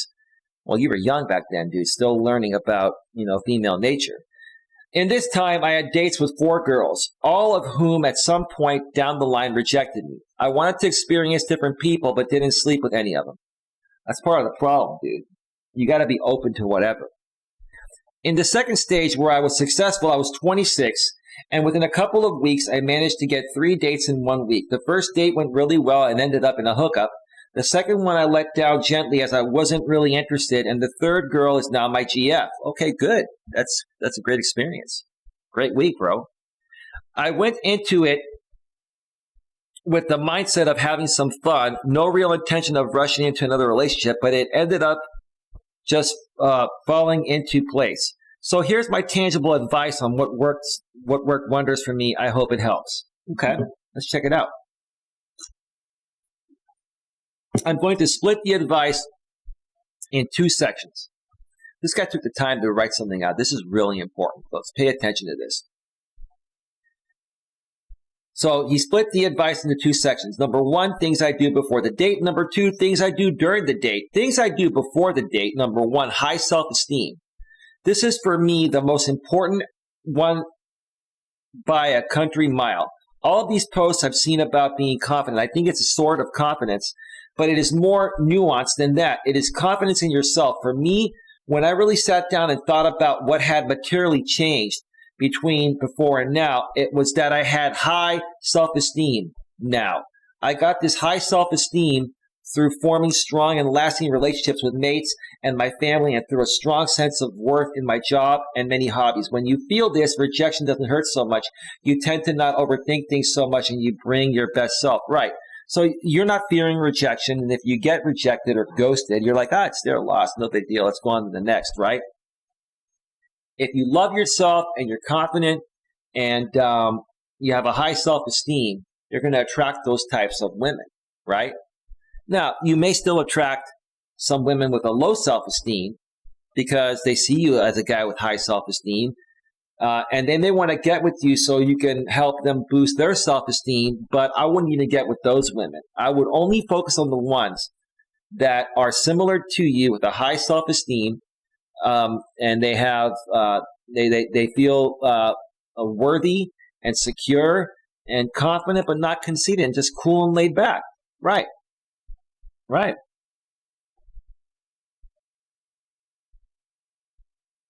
So again, when you feel this, rejection doesn't hurt so much. You tend not to overthink things so much, and you bring your best self. For some people, finding this high self-esteem is the biggest battle of all and is the single barrier to success in online dating. It is hard, but for me, it was the key. Prior to doing the whole dating thing again, I came out of a nearly 3-year relationship where I had found out she was cheating on me with multiple people the entire time and got into a relationship with another person. I prioritized my mental health and spoke for hours one-on-one with my sister and had phone calls with my mates to work through it and unpack everything. Yeah, in my younger days, I had my guy friends and other people to talk to with this stuff. Nowadays, I don't let it get to me. It doesn't faze me anymore. I more so understand it. And if I go through something like this, I'll just spend time with myself, take a nice walk, listen to my music, listen to a podcast, and work through it. So I really like what this guy is saying. Honestly, it worked wonders, and I found myself confident and raring, whatever he means by that, to go by the end of it. Of course, this took several months, and it was a serious emotional roller coaster, but I wanted to make it work, and I spent a lot of time in the outdoors and exercising, which definitely paved the way for a better me. When you're outdoors, you feel like you can breathe. You don't feel like you're trapped between four walls. Your endorphins are flowing. That's the feel-good hormone. Trust me, when you're down, going through a breakup or dealing with stuff like this, the best thing to do is take a nice walk for 3-4 miles and get out there, smell the fresh air, and let those endorphins kick in. You're going to really feel a lot better about yourself. And after a while of doing that, like maybe a couple, 2, 3, 4 weeks or so, you're going to totally get over it. It's going to make you stronger. Mindset shift. I'm sure this is linked to but my mindset completely shifted when I went into dating this time around. Rather than thinking, how do I act in a certain way to impress this girl so that she'll fall for me and this can go further, my mindset was more selfish. The thought process was now, let's see if this girl is a fit for me. That's how I look at it. That's how I've been looking at it for a while. What does she bring to the table? Part of this came from the fact that because I had good self-esteem, I felt like I was worthy of someone attractive and desirable because I was attractive and desirable. Right. If you want someone attractive and desirable, you got to work on yourself and be attractive and desirable as well. And that goes beyond your looks. That goes on how you think, how you speak, how you carry yourself, right? The other side of the mindset shift is viewing online dating as a bit of a side hustle. That's a good idea. That's a great way to look at it. It is not your main thing. You definitely need to put time into it to be successful as an average guy, but don't let it define you. Try to view it through a lighthearted lens as a bit of fun. If it works out, great. If it doesn't, then easy come, easy go. Right. Good way to look at it, dude. Good way to look at it. Okay, give me a second here. Have a great profile. I cannot overstate this one enough. Yeah, people that don't completely fill out their profile, you can tell that they're lazy. A lot of women do this. Some men do it too, but when a lot of women just put out like their sexiest pictures and they don't write anything. And that to me is saying that, okay, you think you're all hot in a bag of chips, right? And you're going to get attention on your looks. And you will from the thirsty beta males, but you're not somebody that is in it for the right reason. Or maybe you're just seeking validation, like was mentioned earlier in one aspect of my show today. Have a great profile. I cannot overstate this one enough. I really don't know why this didn't hit me enough when I was dating previously and having little success. Very few matches, let alone dates. You are competing against other guys. I hate to say it, you are competing against other guys, but I don't like to make it look I don't like to make it a competition, which is what I'm trying to say. But it actually is. Okay? You need a great profile to stand out. Clear shots and good lighting which make you look interesting. Show off your interest in your hobbies. I said that earlier, and I'll say it again for this posting. I said it in the previous posting where the other guy that was sharing his experiences mentioned a similar thing. Have clear photos. Most of them full body shots. A couple face shots, fine, headshots. 1 or 2 professional photos, and then maybe at least another, 3 or 4 full body pictures of you out in nature, doing fun things, showing what you enjoy doing for fun. Dating is fun, and dating is not about trying to apply for a job where, you're going to show up, dressed, very nice. Dating is, even if you're not looking for a casual relationship, even when you're looking for something real, like a real relationship, you want to have a lot of casual pictures. You want to come up as a casual, easygoing type of person, right? I've seen so many pictures out there, older pictures of women, scanned pictures, instead of digital pictures with a real camera, right? Uh, I've seen like women take their cell phone and go to their Facebook profile and take a picture of that picture on their Facebook profile from their tablet or laptop or desktop, and it's really, really unprofessional. Take some real high quality pictures. You can use your phone to do them or a digital camera, and make sure that they're clear and in high resolution. That makes a big difference. By having a great profile, not only do you stand out, but you demonstrate to someone that you put effort into things, and that's probably a good signal for any potential partner. I agree. I look at it the same way. As an average-looking guy, you need a great profile to stand out. I've spent so long looking through profile reviews, and honestly, so many of them aren't great at all. While that's disappointing, it also means the profile competition isn't always as fierce as you think. A great profile can really make you stand out from the crowd. I agree with that.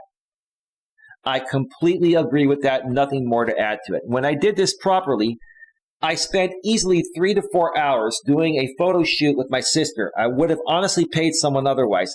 You don't have to. You did it the right way. 95% of the shots were bad, but 1 in 20 was great, and they were the ones I used. Yes, it was cringy, but once it is done, it is done. The difference was very material. A few years ago, I was getting 1 to 2 matches a month on Tinder, and now I was getting a solid 1 match a day on average on Hinge. Obviously, it's still not tones compared to what attractive girls can get, but it's about the quality of matches. You do obviously need some quality of matches, though, which is where a great profile comes into play. So for me, to have been on Hinge for 2 weeks, and I've probably been matched with about 120 women now, maybe a little more. I was getting like anywhere from 20 to 30 initially. Now I'm getting about anywhere from 1 to 3 a day. So this guy considers himself to be an average guy. I consider myself to be an average guy too. I'm not saying I'm ugly. I'm not, but I'm not super GQ gorgeous. I'm an average, like a 7, maybe a 7 or so on the scale of 1 to 10 of attractive, 7.5 or something like that. I'm being honest, right? But I also go and I like as many profiles as possible per day of women I'm attracted to, not only physically, but like their profile as well. So it also depends how many women you try to match with per day. You got to put in the effort. Now listen to this. This is the most important thing here. When I was reading this initially, I've said this before. I think I mentioned it earlier at the beginning of the show. This is important. Set up a date quickly. The successful interactions I had with the app were successful because I moved quickly. Listen to this, moved quickly. Girls have a lot of options. My current girlfriend, who I met on Hinge, told me she got 100 plus likes in a day on Hinge before. If they have a lot of options, don't drop things out. Be confident, make a move. And if they're not interested, then move on. The successful dates I had involved matching, couple of matches on the app, get their WhatsApp, then try to set up a date within 3 days or so, definitely within a week. When you move quickly, you're new and interesting, and they have less chance to lose interest. A lot of times, something that could have worked out doesn't work out because you didn't have the balls to say, let's meet tonight for half an hour, see if the chemistry's there, or let's meet tomorrow. And a woman that is ready to meet will meet you right away. A woman that says, oh, let's meet on the weekend or this and that is not even going to meet you on the weekend. It's going to flake on you. A woman that is interested will meet you right away and won't be afraid to do so no matter what anyone says. I agree here, dude. This is perfect. Additionally, you should move quickly to protect yourself. I say this because getting a date in quickly, you give yourself less chance to become over-invested in someone and start overthinking things based on your fairy tale image of what this person could be. This is something I definitely did, and this is a good way to combat it. Right. Like with this woman talking to her on the phone twice, she was probably seeking validation. Either she's seeking validation or had a lot of other options that she had planned to meet before me.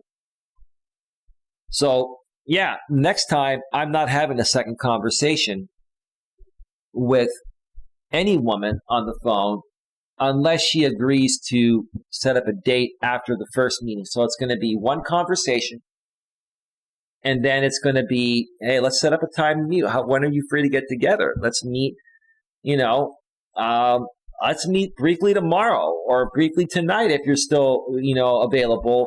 And let's just see if the chemistry there. Let's just go for it, or it's never going to happen, right?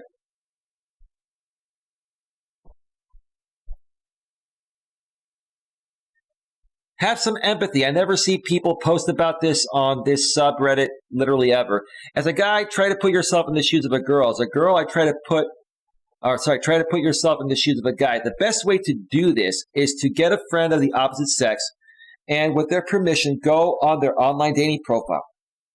I did this as a guy and I was kind of shocked. The amount of gross, sexually suggestive or just downright explicit messages, images, etc.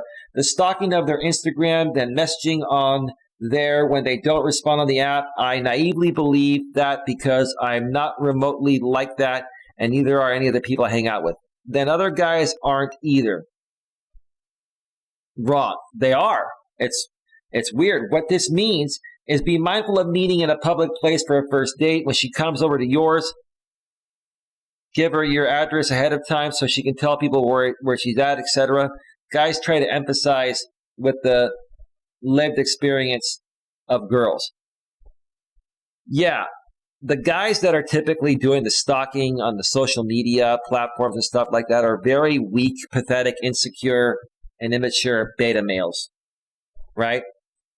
They're guys that just have no self-love, no self-respect, no confidence, and they're focused on one woman that slightly gives them a little attention, and then when she ghosts him or is not interested, when she finds out the type of guy he is, then instead of him going out there and trying to find someone else with the many other options there are available, he goes and tries to stalk this woman and still tries to get her, thinking that that's going to win her over. No, dude, that's going to get you a restraining order.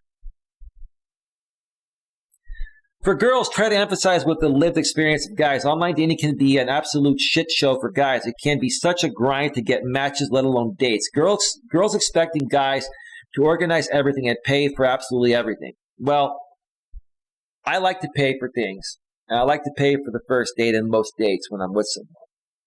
But I don't do that for any woman. A woman that expects me to do that will get none of that.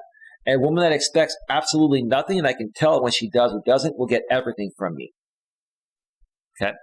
The few matches you get as a guy are often extremely flaky because they have so many more options than you. Exactly. That's exactly what happens to me all the time.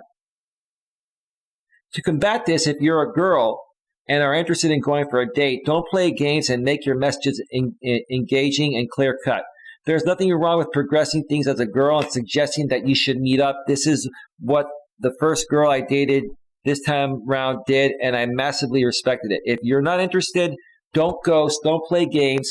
Just tell the guy you're not interested so that he can move on. At least this Indian woman I was talking with did tell me.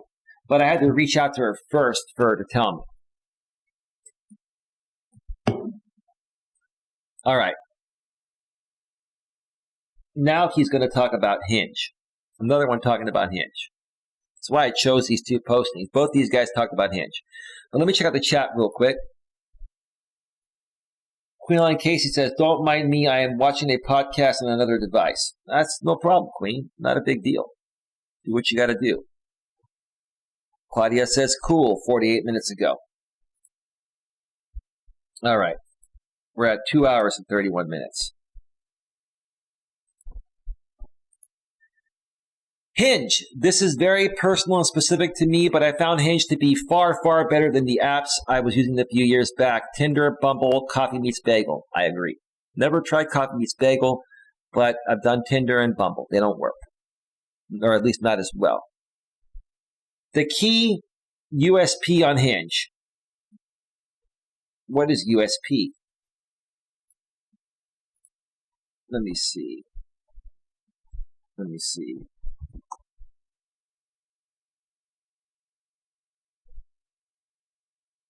I don't know what USP USP meaning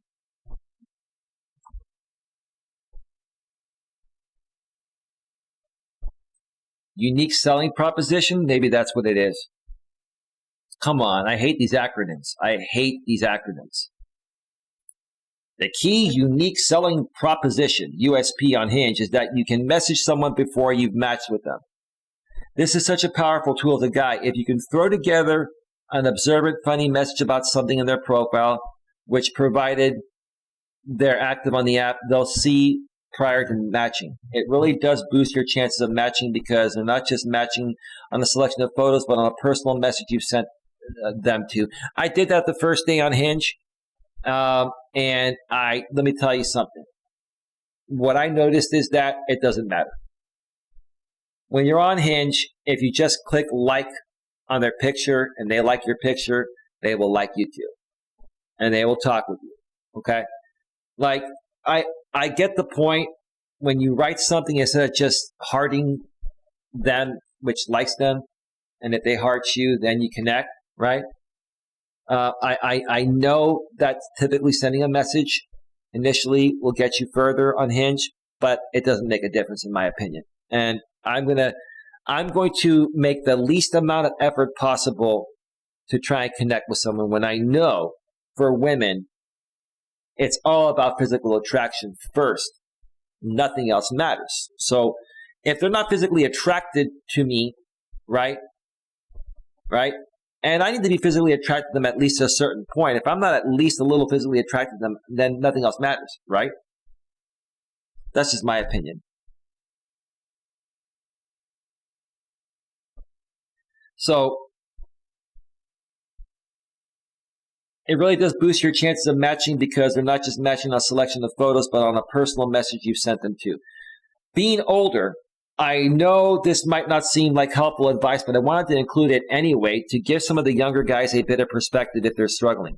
I found that there was a material difference between online dating at 21, 22, and 23 as a guy and dating at 26. Well, you've gotten older, so have the women. You mature more. And you get tired of the games. And so that's what's happening. Aside from the obvious maturity gains, I just said that, from my experience, girls try to date guys who are at least their age or older. That's true.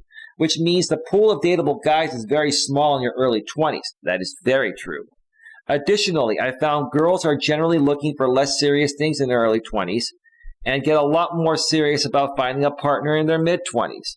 I wanted to call this out because I've seen a number of posts about guys struggling in their early 20s, and I think particularly in online dating, it's just a straight up fucking hard as a guy in your early 20s. You're much better off in person, I reckon. That I have nothing to add to that, dude. That makes perfect sense. Things I do during the date. At first, date doesn't have to be expensive. Something intimate and simple is much better. My successful dates didn't involve fancy restaurants or bars. Instead, we sat by a river in a public place with a bottle of wine. I also think having a little bit of darkness works wonders for amping up any sexual tension between the two of you. I agree. That's why I'll meet women. Like I met this woman last night in the Safeway parking lot, and, it was well lit, other people around, but we pulled halfway in the back of the lot because we felt comfortable. We wanted to see if anything romantic was there. And yeah, we did make out a little bit and there was good chemistry there, but I'm not going to see her again. And I'll share more about that in another meeting. No, not another meeting, in another, I'm not going to meet her again in another show. You got to put yourself in a position where there's an opportunity for some type of affection or intimacy to happen. If a woman doesn't want to meet you at night and go on a date with you where there's a possibility of romance happening, then she's just not ready and never will be. Well, I'm not saying never will be, but is not going to be ready probably for a while. And even if you did things differently, you'd be wasting your time, right? I also think having a little bit of darkness works wonders for amping up any sexual tension between the two of you. Exactly. Also, dinner dates are terrible first dates, in my opinion, because if there isn't chemistry and there's awkwardness, then that's heightened between the two of you. And you waste your money, too. Also, you're usually sitting opposite, so there's no way to break the touch barrier. I can't overemphasize this enough, but remember, you don't know each other for a first date, so why would you go all out? Right, I haven't gone on a first date for dinner or to dinner in ages. I won't do it. It's got to be simple. Going all out with a big dinner plus drinks, date piles on the pressure for you both when there's already a lot of pressure on a first meetup. A nice dinner on the third date, sure, but not a first date. Maybe even a second date dinner is fine, but never on a first date. If you can get the second date, if you get a second date, the woman's into you, then you can do whatever you want to a certain extent within reason. Break the touch barrier early. I understand COVID has made this much more difficult, but as more and more people are vaccinated, you really have to break the touch barrier with them and be physical early on. Women will be physical with you. At least they'll show you a kiss or a hug or something affectionate right away first date if they're into you. If not, it's not going to happen. They're not into you. In normal times, I would always give a kiss on the cheek when I first met them. A relationship, if that's what you're going for, cannot form if there's no intimacy. Right. It's dead in the water. You need to show you're interested, and you need to escalate that interest over time so she's comfortable with you. Start small. Example, touching their shoulder when you make them laugh. Scooch.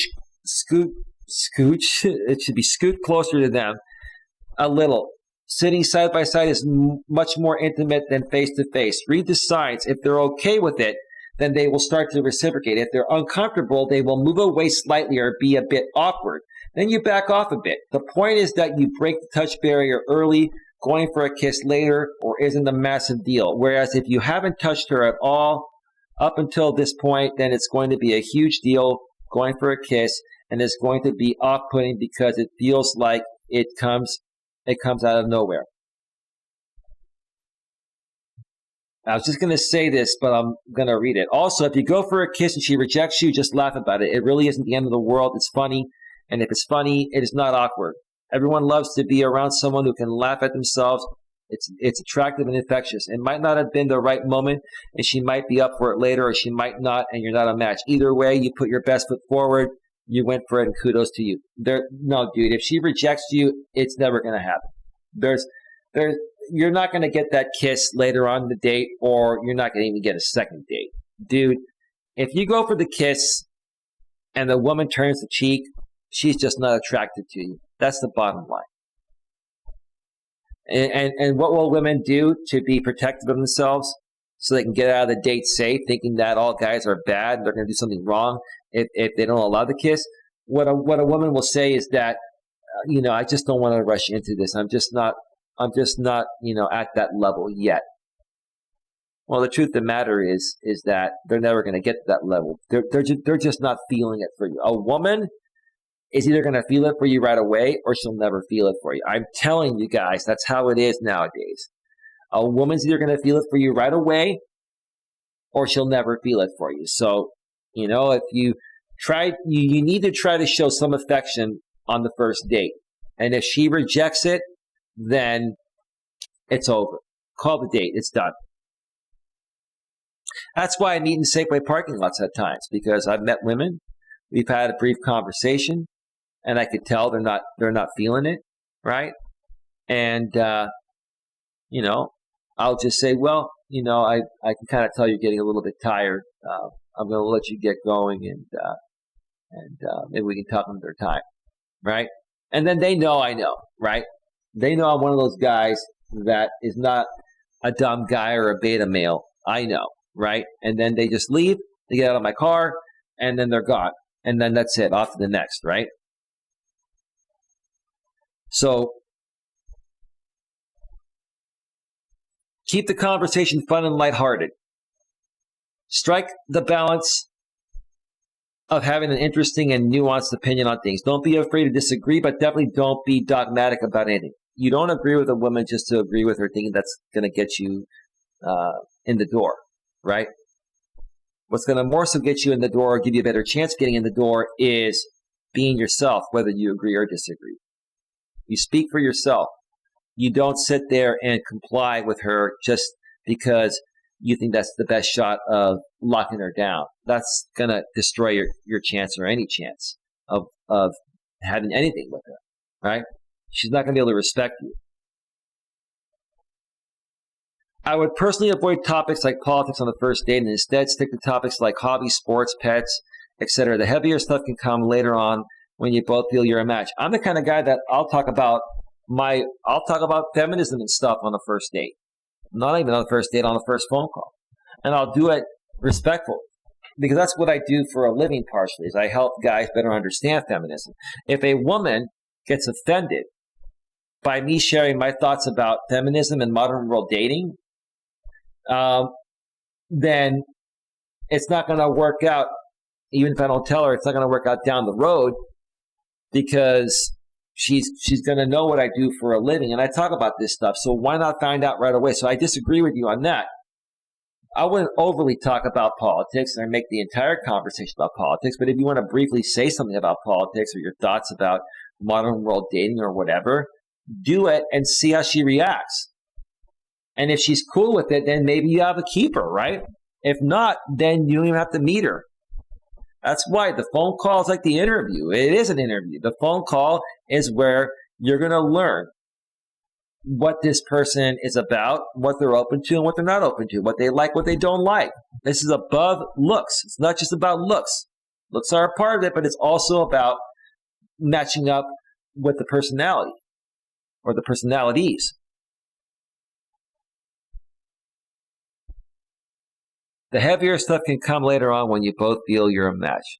You got to find out about the heavier stuff before you even try to get to know someone, because they may not be the right fit before you even meet. So why even waste that time? Come on, this is what guys don't get. I disagree with you on that one. If it's going well, tell her. Sometimes people need a bit of reassurance, and there's nothing wrong with making yourself a little vulnerable. Nothing wrong with being a little vulnerable, but don't overdo it. Don't underdo it, but don't overdo it. Feel free to share whatever, just don't overdo it. And make sure she's really into the conversation before you continue being even more vulnerable. But don't overdo it to the part where she's thinking like you're just trying to sweet talk her into being with you or meeting you to sleep with you or whatever, right? Just be natural, be normal. Telling her that you're having a good time and giving her the opportunity to agree, maybe do this a couple of hours in, is also a good segue into setting up a second date if you're feeling it. That's a good point. I'll leave that one alone. The irony of this post is that now that I have a different mindset, I look back and cringe slightly at how I was. I now know that if I had met someone with my old mindset while dating now, I definitely would have rejected them. But it is all a learning experience, and I'm glad I've gone through it. I definitely think anyone who puts themselves out there for online dating is brave as fuck. Well, I wouldn't look at it, in that aspect. I don't think it's like the most daring risk. You make it sound like it's the most daring risk on the planet, like rock climbing or mountain climbing. You make it sound like it's a very daring thing. It really isn't. But it does involve you taking risks. Right? It does involve you putting in some time and effort. And it also involves you being a strong person and understanding that the majority of people you encounter it's not going to work out. Okay? You got to know when to hold them and know when to fold them, know when to walk away, know when to run, right? It's about, filtering out people and trying to find the best fit while not wasting your time. That's the bottom line. That's what it boils down to. But great posting. Man, that was awesome to read. Thanks, man. Sound advice. If you folks want to check these profiles out, just go to the subreddit dating, DATING, and the one before that was from seduction. All right, I'm going to take one more break and come back and go over the last two. Let's go back to full screen. Queen is out looking for trolls. Let me check out D Live. Nothing happening on D Live. Let's check out Facebook. Nothing happening on Facebook. Okay, we're good. All right, let me cue up some more royalty-free YouTube music for the third and final break.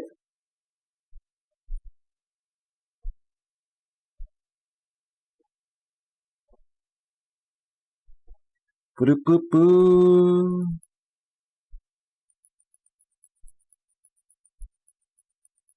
Doo-doo-doo-doo.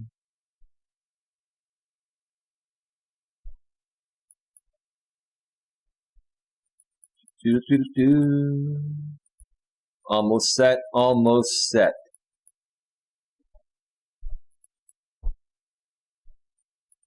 All right, folks, music is all queued up. I'm going to step away for a quick break. And when I get back, we're going to wrap up with the fourth and final segment with the final two Reddit postings. They're a lot shorter. Probably going to be on only about another half hour when I get back because we're already at 2 hours and 48 minutes. Quite a long show, but well worth it. Well worth it, folks. The first posting is from the subreddit dating again, and it's why do women on dating apps ghost after confirming a place and time to meet? That's a great question. And then another one from the subreddit dating. This is the third one from the subreddit dating. This is a pretty good subreddit. Men and women who have ghosted when chatting on a dating app to a seemingly nice, interesting, and attractive person. Why did you do it? One more time. Men and women who have ghosted when chatting on a dating app to a seemingly nice, interesting, and attractive person. Why did you do it? Look forward to sharing this, folks, with you when I get back. So stick around. We'll be right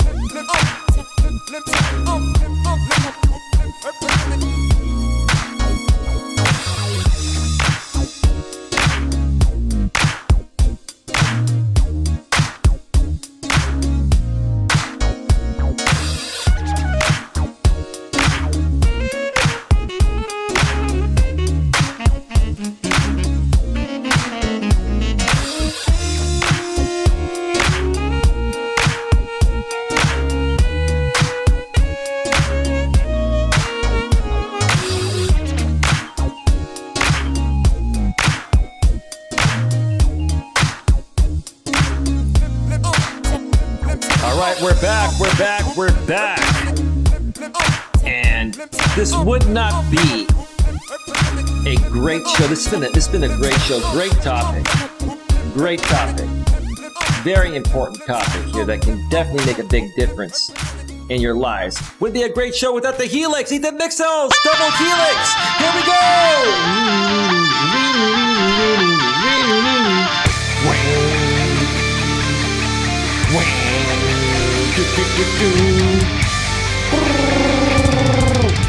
Yeah, the Helix.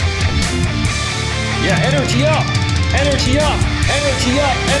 even at 2 hours and 59 minutes. We're about to hit the 3-minute mark. The 3-minute mark, the 3-hour mark. Who am I kidding?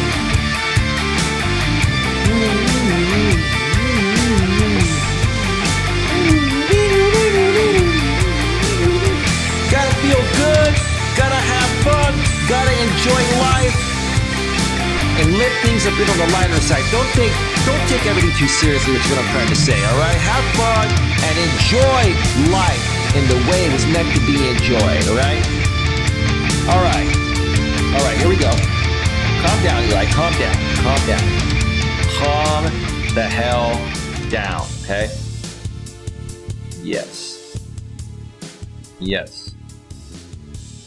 Yes, okay, all right.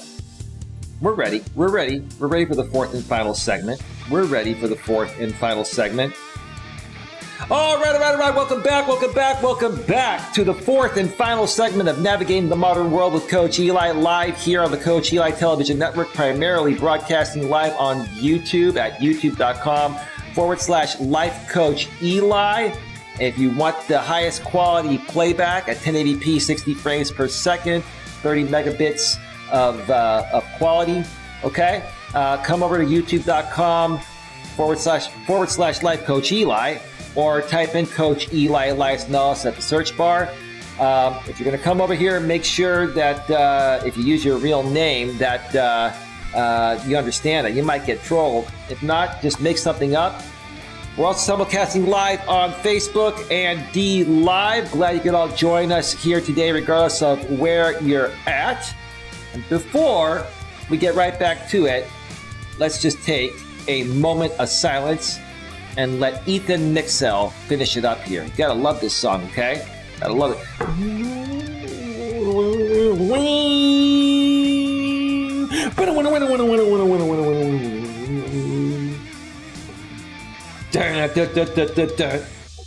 Yeah. All right. We just crossed the 3-hour mark of the show, 3 hours and 1 minute. One of the longest shows I've done in a while, but well worth it. If you made it this far, thank you for sticking around here and just learning, folks. This is all about learning.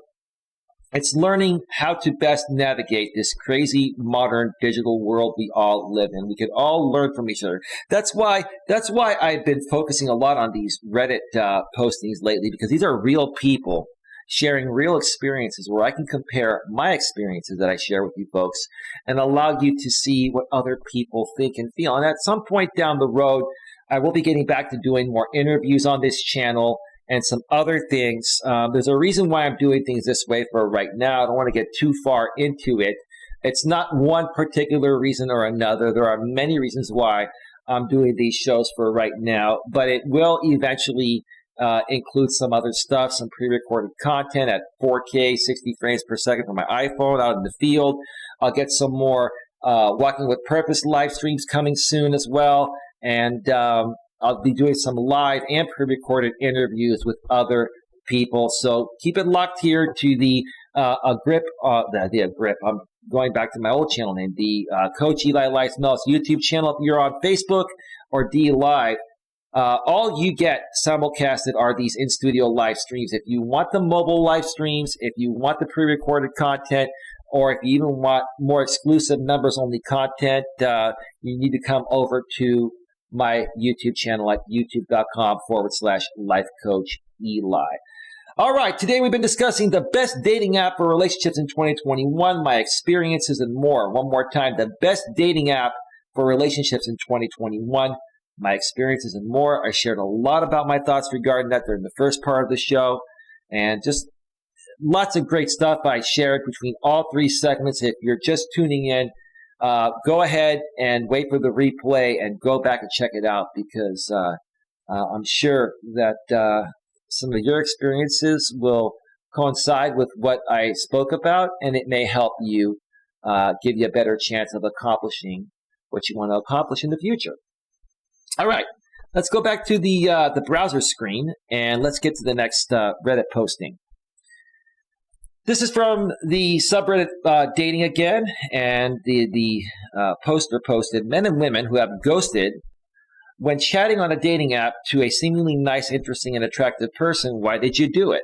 One more time, men and women who have ghosted when chatting on a dating app to a seemingly nice, interesting, and attractive person. Why did you do it?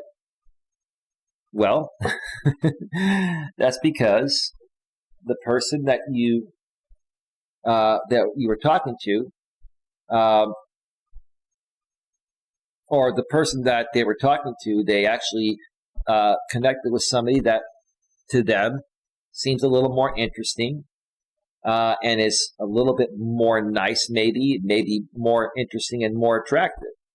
That happens. It happens very quickly in the online dating world, and you have to understand that. You have to understand that you can go through the entire process up until the point of where you're about to meet, and someone can flake out on you at the very last minute or even ghost you. That's just a chance. Those are the chances you just have to take if you want to eventually find someone to hang out with and be in a relationship with. I know a lot of us will complain on here when it happens to us, but I also know that most of us have actually done it to others. What's your reason? I will not judge, and I seriously discourage others from judging. I'm just curious. I know how this is going to go, but let's read a few of the comments anyway. If they were truly interesting and nice, I wouldn't have ghosted, but a lot of dudes let it slip early that they aren't there to get to know you. They're there for one night. You can just kind of tell. Yeah, but there are a lot of decent guys that get ghosted too. And in those cases, the women are just not ready for that. Or they're talking to other people that they perceive to be more interesting, attractive, and feel it for. Plus, I don't like dudes who don't take charge. It's just a personal preference. They should ask for my number if they want to continue. 9 out of 10 times, I'll say yes. Okay, I respect a woman like you. And I'm a take charge kind of guy. And I do ask for the number fairly quickly. But sometimes women just don't want to give it. Oh, let's talk on the app. I don't feel comfortable giving my number out. I just avoid those women. I like women like you that like a take charge kind of guy and is ready to move things forward and not waste time. And going to ask for your number and you're going to give it. That's great. Some women want us to ask number and take charge. Some want to chat longer, and if we ask for the number, they disappear. Yeah, those are women that are just seeking validation, or are talking to so many other guys that they want to keep you on the app until they're ready to talk with you in case the other guys don't work out. And if the other guys do work out, they'll never talk with you again. Some want to just have coffee. Some want a nice planned date. It's hard to read this online. There is no protocol. That's why you try to take it to the phone right away and find out. If they don't want to go to the phone with you, then you eliminate them. Plus, guys are texting 10 girls. Girls are talking to like 25 guys. Some show more interest, some less. That's true. You are right. You are absolutely right. I couldn't have said that better myself. I'm probably communicating with about 10 women right now. And all of those women are probably communicating with at least 25 guys. They probably have a lot more matches like I do. But out of those matches, you talk to some that, are on a similar page, or you think are on a similar page with you, right? And see where it goes. Nice, interesting, and attractive. These people won't get ghosted. The ones that will either spend days to message back or have started their messages asking to hook up and not caring to get to know me. Yeah. I can't add more to that. That makes sense. I feel the same way. If we chat for a week with no plans to meet up, it's never going to happen. You got to take action right away. You got to get the phone number right away. And then you got to take the phone right away, and then you got to meet right away. And then you got to see if there's, at least some type of making out or physical chemistry right away, or it's not going to work, period. End of story. Well, there's more, but you know what I mean. A week, 2 days. Too much chatting gets boring when you haven't met them in person. I can't really feel anything until we meet. A lot of red flags can be detected in texting. Right. Agreed with what most people are saying on here. It's not ghosting if you've never met in person, but it's definitely frustrating when you are trying to talk to someone and they just stop responding. Honestly, it's like because they went out with someone else, are talking to too many people, or life stuff comes up. Yep, that's true. That's why you got to get to the point right away. Ask for the number. If they give you the number, then there's a better chance that, something could happen. If they basically say, I'm not comfortable giving you the number, let's talk on here a little while longer, they're just prolonging the fact that there's nothing there. If you never met, it's not ghosting. I think I may have read this posting on another stream in the past, but it makes sense for this one too. For many reasons, depending on the situation, extended communication, whether or not we've actually met or gone on dates, I will ghost when I see red flags. The more I get to know someone, the more likely I am to look past red flags. So if it's early on and I see or notice something that long term isn't something I want to deal with, I'll ghost. For example, the last time I did it, the guy had a tendency to completely ignore me. When I would ask something, he didn't care to answer. Then message me hours later pretending, so I never even asked. That's a communication barrier I'm not interested in dealing with, so I just stopped responding. Yeah, some people, they initially try to come off like they really want to get to know you, but they have alternate intentions, or they're just seeking validation or whatever, I like how this is a woman, I believe, Sexy Like a Peanut 7 says. I like how she thinks. She likes to get to the point right away and filter out the time wasters. Had a girl do this for the entire getting to know phase. It was annoying, and maybe she wanted to get called out on it, so she'd take it as a sign of interest from me. We never got to meet in person, so I didn't want to come off too strong. Also, when I did ask to meet up, she'd say, yeah, sure, but then ignore any other questions about planning. I just stopped replying and only gave one-word answers or took my sweet time. She's 18, by the way. I think I did read this. This is familiar. And actually, I went to the second one first. That's fine. I'll go to the first one in a second here. As a matter of fact, I'm going to switch over right now because this one here, it doesn't make sense for this topic, but I believe I have gone through this posting before. Let's go to another one from the subreddit dating. Why do women on dating apps ghost after confirming a place and time to meet? Tinder, online dating. Well, that's the problem right there. This just happened to me today, but it is not the first time it happened. I matched with this girl on Bumble. She contacts me first. We talk back and forth for like a day or two. I ask her if she'd like to meet for coffee tomorrow. She says yes, even asks me to text her the address of the place. We both live in the same area. I text her an hour before the meet time to make sure we're still on. Ghosted, then unmatched me. Why do women on dating apps do this? I just don't get why she simply couldn't say I'm not down to meet up.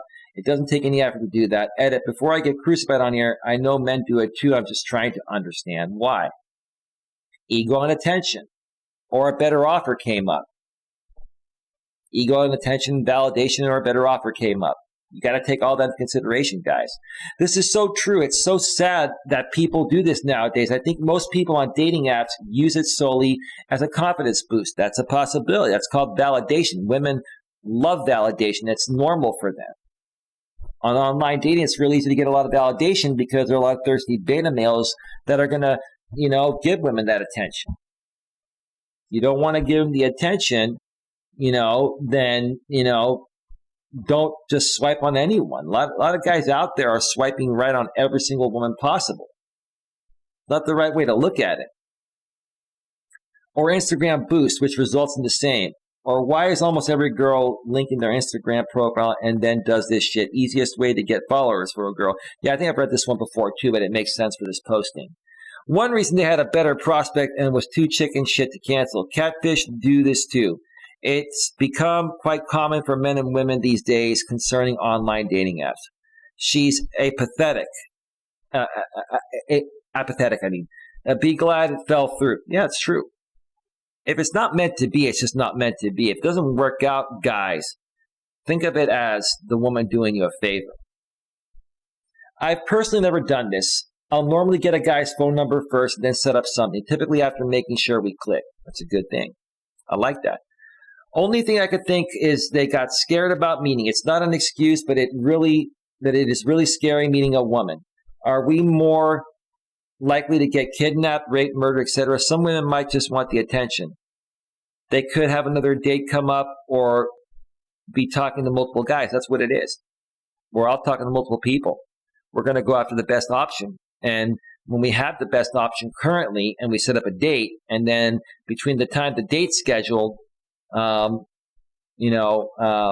between now and the time the date's scheduled, if something better comes up, we're going to go with the other person and we're going to ghost the other person.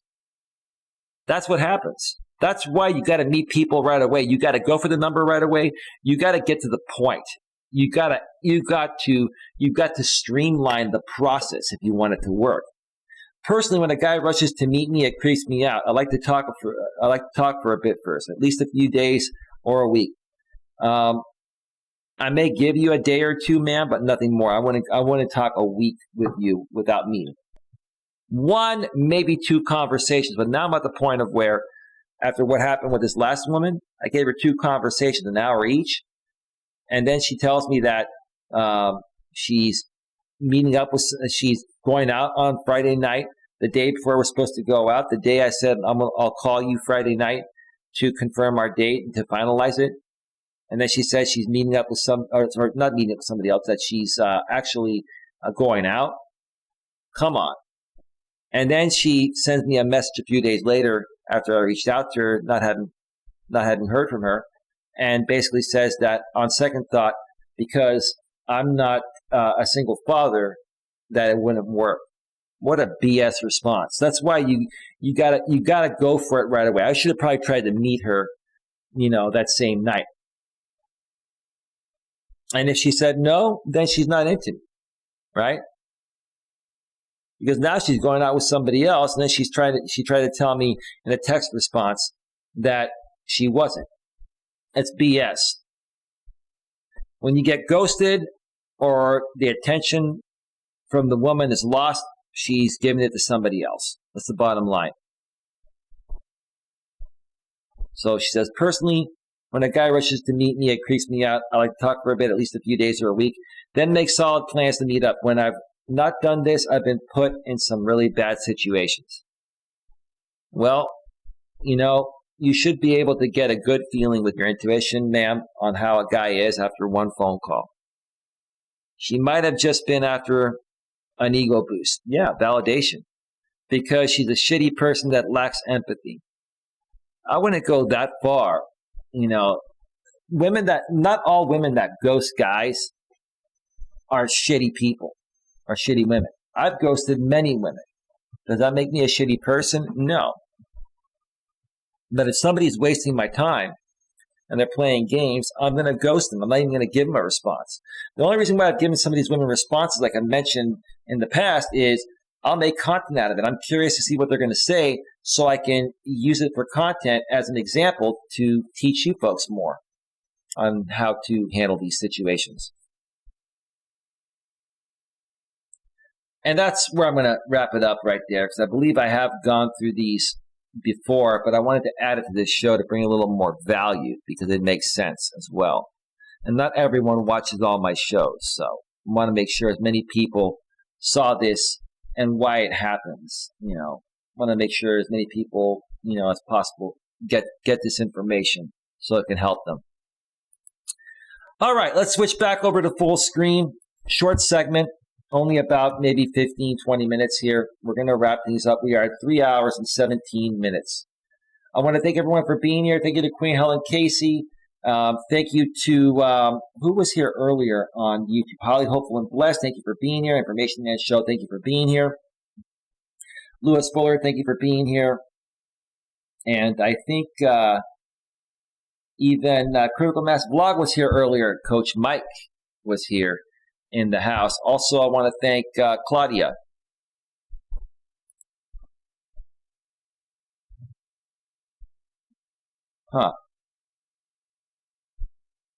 I hope the YouTube video kept going. It said matching content. I guess one of the YouTube audio library songs was caught.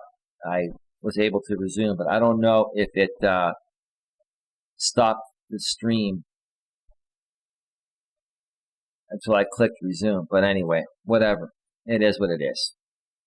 Thank you to Claudia for being here on the Facebook side of things, and anyone else that was watching and not commenting. With that being said, enjoy the rest of your Saturday. Enjoy the rest of your weekend. I may be back for a stream tomorrow. If not, I'll be back on Monday. Have a great one. We'll see you all next time. Take care. Bye. Bye.